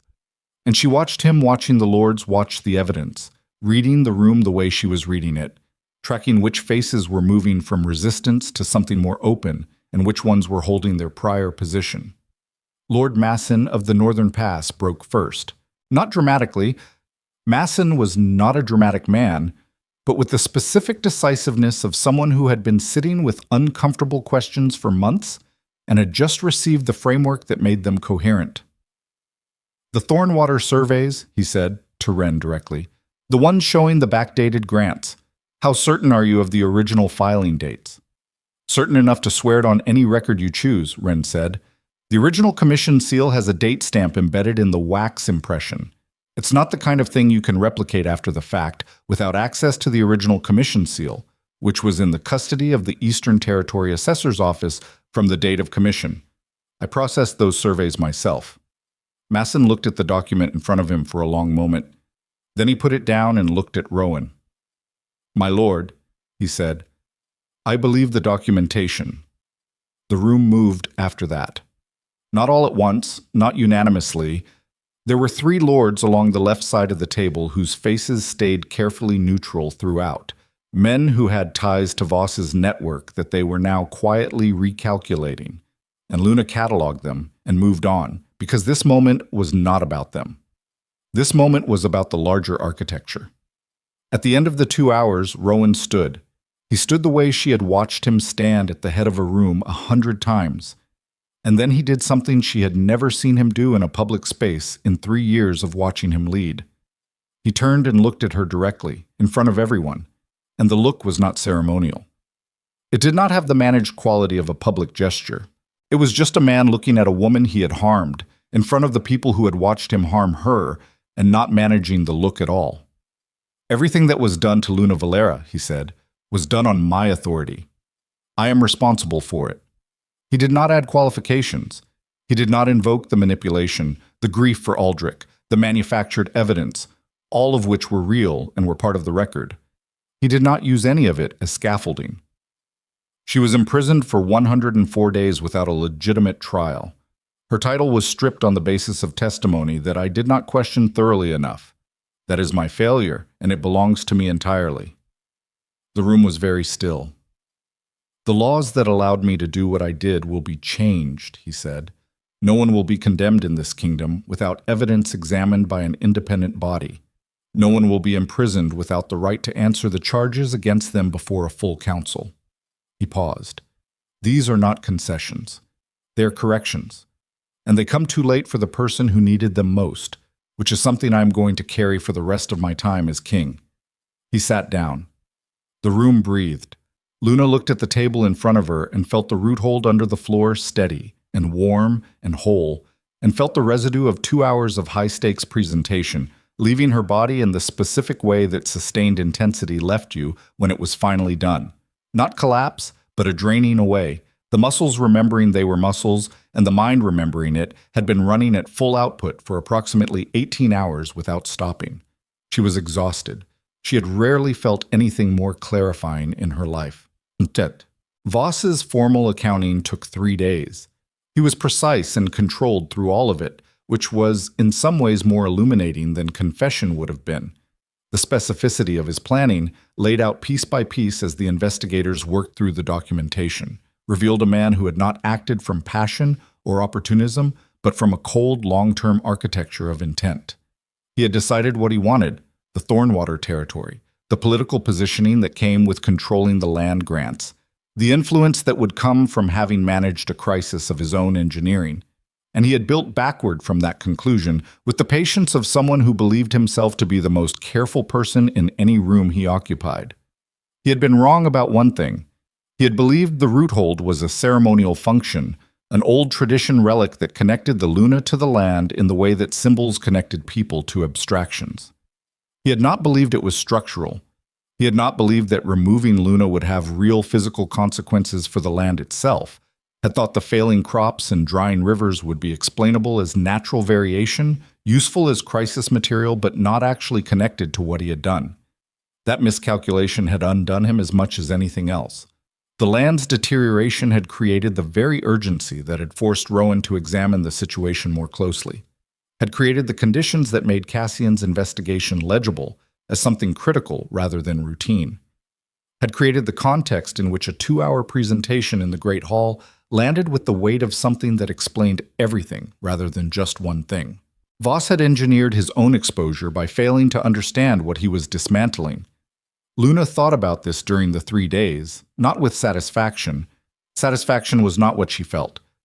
There was too much cost in the accounting for satisfaction, but with the specific recognition of someone who understood that the truth had weight independent of whether anyone was looking for it, and that weight had consequences even when the people most invested in concealing it thought they had buried it deep enough. She visited Aldrich on the 2nd day. He was in the castle's medical wing, in a room with south-facing windows that had been specifically positioned to give him light throughout the day, and he was sitting up in the bed with a book in his hands when she came in, though the hands holding the book were not steady. She had been told about the shaking. Seeing it was different. He was 22 years old, and he looked at her with his brother's gray eyes, the blackthorn eyes, and neither of them spoke for a moment because there was too much in the room already without adding words to it immediately. "I know you didn't do it," he said finally. His voice was steady even when his hands weren't. "I told Rowan 3 weeks after, when I was out of the worst of it and I could think clearly. I told him the timeline didn't hold. You weren't near the banquet preparations. I'd seen the preparations myself." A pause. "He didn't want to hear it then. I know. I should have pushed harder." "You were in significant pain," she said. "You were dealing with something that had been done to your body. I'm not going to put the weight of this on you." He looked at her with the directness that was also a Blackthorn thing, that refusal to look away from hard confrontations. "Do you put it on Rowan?" She thought about her answer for a real moment. Not the diplomatic answer, not the managed one, the true one. "I put the failure on him, yes," she said. "That's honest. He made choices that had consequences, and I'm not going to pretend otherwise because it's easier." She paused. "But I don't put the intent on him. He didn't want to imprison me. He was manipulated into a situation where imprisoning me felt like the only coherent response to what he was seeing, and he chose the wrong thing. She looked at the south-facing windows. The failure and the intent are different things. I can hold both. Aldrich was quiet for a moment. Then, he's been in here twice a day since you got back. Sits right where you're sitting. A pause. He doesn't say much. He just sits. She understood that. It was very Rowan. The presence instead of the words, the choosing to be in the room rather than at a distance, the accountability that expressed itself in proximity rather than speech. He's going to need to do better than sitting, she said. Eventually. Yes, Aldrich said. He knows. She stayed another hour. They talked about the land recovery. She could feel it through the floor of his room, the root hold gradually finding its full strength now that the separation was over, the warmth of it moving through the deep structures under the castle. She told him what it felt like from inside, that the rivers were already responding, that the Thornwater region's soil had begun showing signs of recovery. He listened with the focus of someone who was learning how the world worked for the first time at its actual level rather than the surface level he had been taught. She liked him. She was glad he was alive. On the 5th day, Rowan came to find her.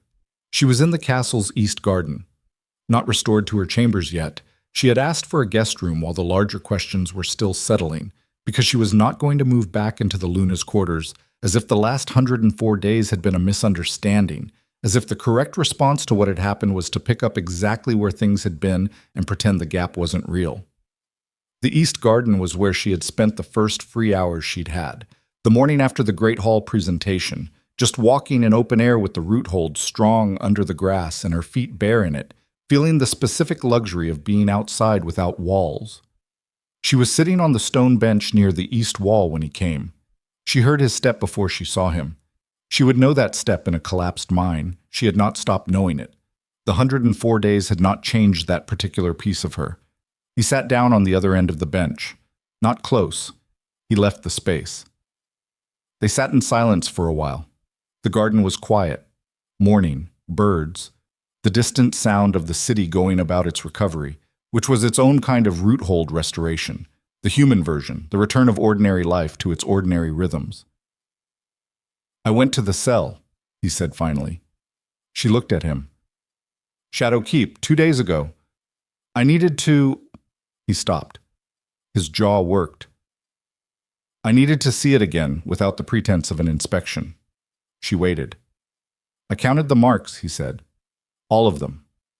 I kept losing count and starting over. A long pause. 104 is a different number when you're in the room. She had known this about him, that he processed things by going to their physical location, by putting his body in the space where the thing had happened. She had watched him do it after difficult decisions, after losses. He went to the place and stood in it until the abstraction became real. I'm not going to tell you it's all right, she said, because it isn't. I know. I'm also not going to tell you I've decided what I want yet. With this. She gestured slightly, a small motion that encompassed him and the bench and the distance between them and everything the distance represented. I need more than 5 days. I know that too. His voice was very quiet. The register she had almost never heard from him in public, unguarded, stripped of management. I'm not asking for anything. I want to say that clearly. I'm not sitting here because I expect something. Then why are you sitting here? He was quiet for a moment, a long moment, the kind he took when he was going to say something true rather than something functional.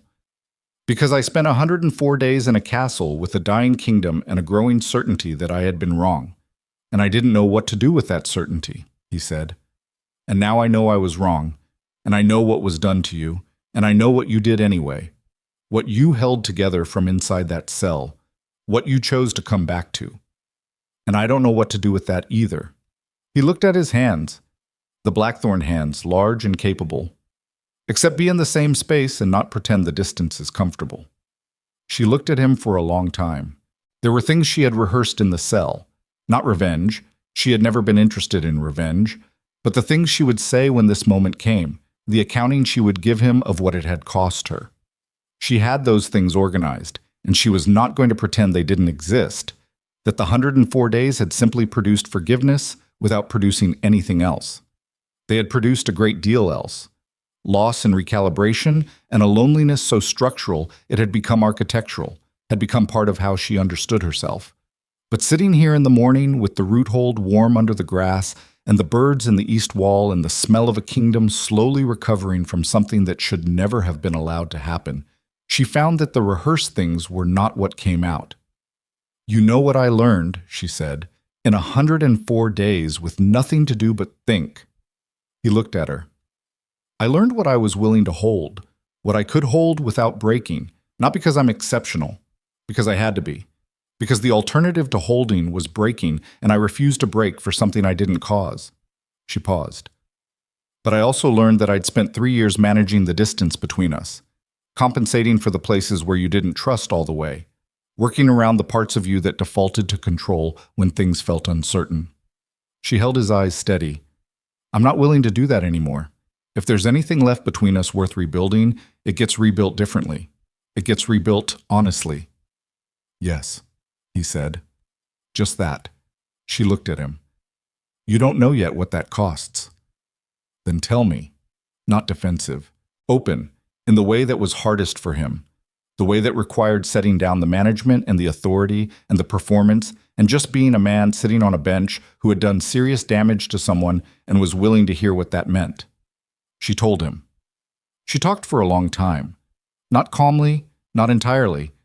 There were parts where her voice went rough and she did not smooth it out, because smoothing it out would have been another form of management, and she was done managing. She told him what the first night had been like. She told him about the counting, the deliberate structure she had built to keep herself functional, and what it meant that structure had been the only thing standing between her and collapse. She told him about the root hold going strained and what that felt like from inside, feeling the land suffer and being separated from it by iron and stone, and the decision of a man who had chosen wrong.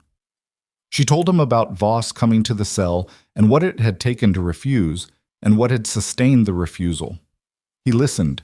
He did not explain or defend or contextualize. He listened with the full weight of himself, the way he watched rooms, completely, storing it, letting it land at its actual mass without softening it. And she saw it land on him, the full accounting of it, and she watched it change his face the way real things change faces. Not dramatically, nothing dramatic, just the slow, permanent settling of understanding that makes the skin around the eyes different. When she finished, the garden was in full morning light. The birds had gotten louder. Somewhere in the city, a bell marked the hour. "I can't undo it," he said. "I know that." "No." "Everything I said in the hall, the law changes, the acknowledgement, all of it, that's real. It's not compensation. It doesn't balance against what was done to you." A pause. "But it's real." "I know it's real," she said. "I watched your face when you said it." He looked at her. "I'm not leaving," she said. Not warmly. Not yet. Warmth was further along the road than today. But clearly, "I'm not leaving the kingdom. I'm not leaving the root hold. I'm not leaving what I built here in 3 years." She paused. "What I do about you specifically is going to take longer to know." "I'll wait," he said. "Don't make it sound easy." "It isn't." His voice was even. "Waiting isn't easy. Knowing I don't have the right to ask for more than you're willing to give isn't easy. I'm not under any impression that this is a situation I get to have feelings about comfortably." He exhaled. "But I'll wait. Because the alternative is asking you for something you don't owe me, and I've already taken enough from you that wasn't mine to take." She looked at him for a long moment. Then she slid 3 inches along the bench, not touching him, just reducing the distance. It was the most honest thing she had. 3 inches was not reconciliation. 3 inches was not forgiveness, was not absolution, was not the restoration of a marriage that had been broken by a failure of trust that had consequences for an entire kingdom. 3 inches was just the truth of where she was. Not gone, not closed, not the lunar coldness she might have performed if she had wanted to punish him, because she did not want to punish him. She wanted what she had always wanted, which was honesty. And the honest thing was that she was still here and she was willing to be 3 inches closer. He did not move toward her. He understood. They sat in the morning light with 3 inches between them that contained everything that needed to be built, and the root hold moved warm and steady under the garden, and the city lived its ordinary recovering life beyond the walls, and neither of them spoke for a long time, because for the first time in a very long time, the silence between them was not a wall, it was a room, with a door in it. Yeah. The law passed in the 43rd day after her return. Luna stood at the council table when Rowan signed it, the act of evidence and right, they called it, which was not a poetic name but was a precise one, and she had learned to prefer precision to poetry when it came to laws because poetry left room for interpretation, and this particular law was not meant to have room. No condemnation without a full evidence review by an independent council of 3. No imprisonment without formal charges presented before a body that included at minimum 2 lords from outside the accusing party's territory. No stripping of title without a convened review. These were not complicated requirements. They were requirements that should always have existed, that common sense and basic justice had always indicated were necessary, and the fact that they had not existed was a record of how power protected itself by removing the friction that might slow it down. The friction was back now. She had put it there. Mira came back to her on the 51st day, brought by her family, tentative in the doorway of the sitting room where Luna had been working through a correspondence backlog that had accumulated over 100 days of her absence. The girl looked smaller than she remembered, or maybe it was that she had shrunk into herself in the months since the testimony. She stood with her hands together and her eyes on the floor, and the stammer that came back when she was frightened made the first word she tried to say come apart before she finished it. "Don't," Luna said gently. Mira looked up. "Don't apologize yet," Luna said. "Come sit down first, have some tea, and then you can tell me what happened, and we'll deal with it from there." Mira sat. She held the teacup with hands that shook slightly, and Luna recognized the shaking from Aldrich's hands and understood that Voss had left his mark on everyone he had touched, that the damage he had done was not only in the documentation or the land records or the political architecture, but in the bodies and the nervous systems of the people he had used. She listened to the whole account. Then she told Mira that she was not angry at her. She told her this clearly and without qualification, because Mira was 17 and frightened people needed clarity more than they needed anything else, and the clarity was real. Luna was not angry at a child who had been put in an impossible position by an adult who had calculated that her terror was a resource to be spent. "I need you to understand something," Luna said when Mira was on her second cup of tea and the shaking had reduced to occasional. "What was done to you was not your fault. Someone put you in a situation where any choice felt impossible. You made the choice that felt survivable. That's what people do when they're afraid." She paused. "The only people responsible for what happened are the people who engineered the situation, not you." Mira looked at her with 17-year-old eyes that were carrying something significantly older than 17. "Will you let me come back?" she said. "I understand if you—" "Yes," Luna said. "If you want to come back." The girl was quiet for a moment. Then she nodded, and the nod had the quality of something that had been held at tension for months finally releasing, and Luna understood that what Mira needed was not only the words, but the practical restoration of a place and a role, and the ordinary ongoing structure of a life that had been disrupted by someone else's crime. That was something Luna could give her. She gave it. 3 years on, the Thornwater region was unrecognizable from the wasteland it had become at the height of Voss's occupation. The river ran full. The fields produced. The pack that had settled in the eastern foothills sent representatives to the annual council for the first time in the kingdom's recorded history, which was not a small thing. It was the kind of thing that happened when people believed the institution they were approaching had some structural commitment to treating them fairly, rather than simply tolerating their presence until convenience demanded otherwise. Luna stood on the Thornwater Ridge the morning of the council's arrival and felt the root hold under the soil of it. Full, clean, the warmth she associated with health rather than the strained pulse of those 104 days, and breathed. Ren Calloway had become the chief assessor of the Eastern Territories, the role having been created specifically because the investigation had revealed how badly the territory needed someone whose relationship to accurate documentation was something close to personal devotion. She sent quarterly reports that were the most thorough Luna had ever read. She had also, in the third year, started teaching a class for young people in the Eastern District's administrative training program: document integrity, evidence handling, the specific skills that had allowed one woman in a stone cell to keep the truth organized and intact until someone could use it. Cassian had left the intelligence apparatus. He had told her at the 6-month mark that he was better suited to investigation than to service, that the independent structure of finding things out was where he functioned, and the institutional structure of reporting to hierarchies was where he didn't. She had told him she agreed, and that his leaving the apparatus was the kingdom's loss and his gain. He had looked at her with the cataloging attention that was simply how he existed in the world, and told her that when she needed someone to find something that was buried, she knew where he was. She did know. She had used that knowledge twice in 3 years, and both times he had found what needed finding. Rowan. She turned from the ridge and walked back toward the camp where the preparation for the council meeting was underway.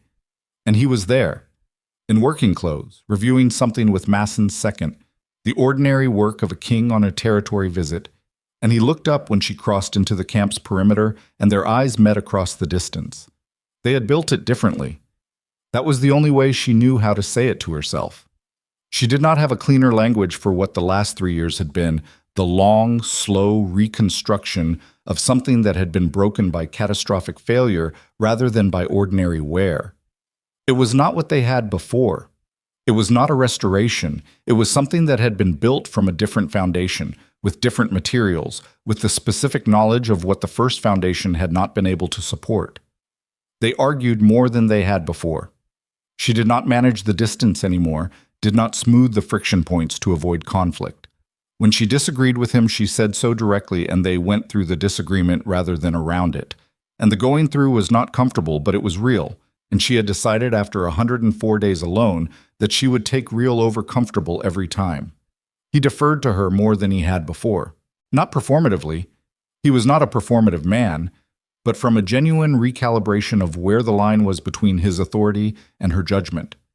She had earned things in that cell that could not be unearned, and he knew it, and the knowing had changed the architecture of how they occupied the same space. He crossed the camp toward her when he finished with Masson's second, and they walked together toward the ridge she had come from, and for a while they didn't speak, just walked in the morning with the Thornwater Valley spread below them and the full running river catching the light at the bottom of it. "The Eastern Pack representative has arrived," he said eventually. "I know, I saw them ride in." She paused. "I want to take the first meeting alone." He looked at her. "It'll land differently," she said, "coming from me without the crown present. The root-hold connection is the thing they understand most. I should be the one to establish the terms before the formal council structure takes over." A beat. In the old version of them, he might have considered this an encroachment on the official process, might have wanted to be present for optics or for control. She watched him not do that. "Yes," he said. "You're right." She nodded. They stood on the ridge for a while longer, watching the valley, and she thought about what Wren had told her once in a way station before they had ridden hard through the pre-dawn dark toward a city that might or might not have been ready to hear the truth. Wren had said it simply, in the dry, matter-of-fact voice of a woman who had organized evidence in her head for 8 months because she believed in the function of accurate records even when the world seemed determined to make accuracy worthless. The thing about truth was not that it always won. It was that it persisted. It could be buried, mislabeled, suppressed, burned, denied. It persisted anyway, the way water persisted, finding the cracks, moving through them, eventually making the cracks larger. Luna had thought about that many times in the 3 years since, about what it meant to be the kind of person who persisted rather than the kind who broke under the pressure of being inconvenient. It was not a comfortable identity. It had costs that she had paid in full, and some she was still paying. But she had come out the other side of it with something she had not had before the cell, something she could not have built any other way. The specific, unshakable knowledge of what she was made of when there was nothing left to support her but herself. That was not nothing. That was, in fact, the only thing in the world that no one could take. She straightened on the ridge. Below, the valley moved in its ordinary recovering life, the river full, the fields green at the edge of the frost, the Eastern Pack's horses visible in the camp below, the representatives already in conversation with the council's advance party. She had work to do. She turned from the ridge and walked back down toward it, and the roothold rose warm through the stone and the soil under every step, and she carried everything she had earned, the losses and the survival and the 104 marks on a wall and the documentation and the law with her name in its history and the rebuilding and the ongoing imperfect honest work of a kingdom that was trying to be better than it had been. And she carried it without drama, the way you carry things that have become part of you. Not lightly. Nothing real was light. But forward. Always, without exception, forward.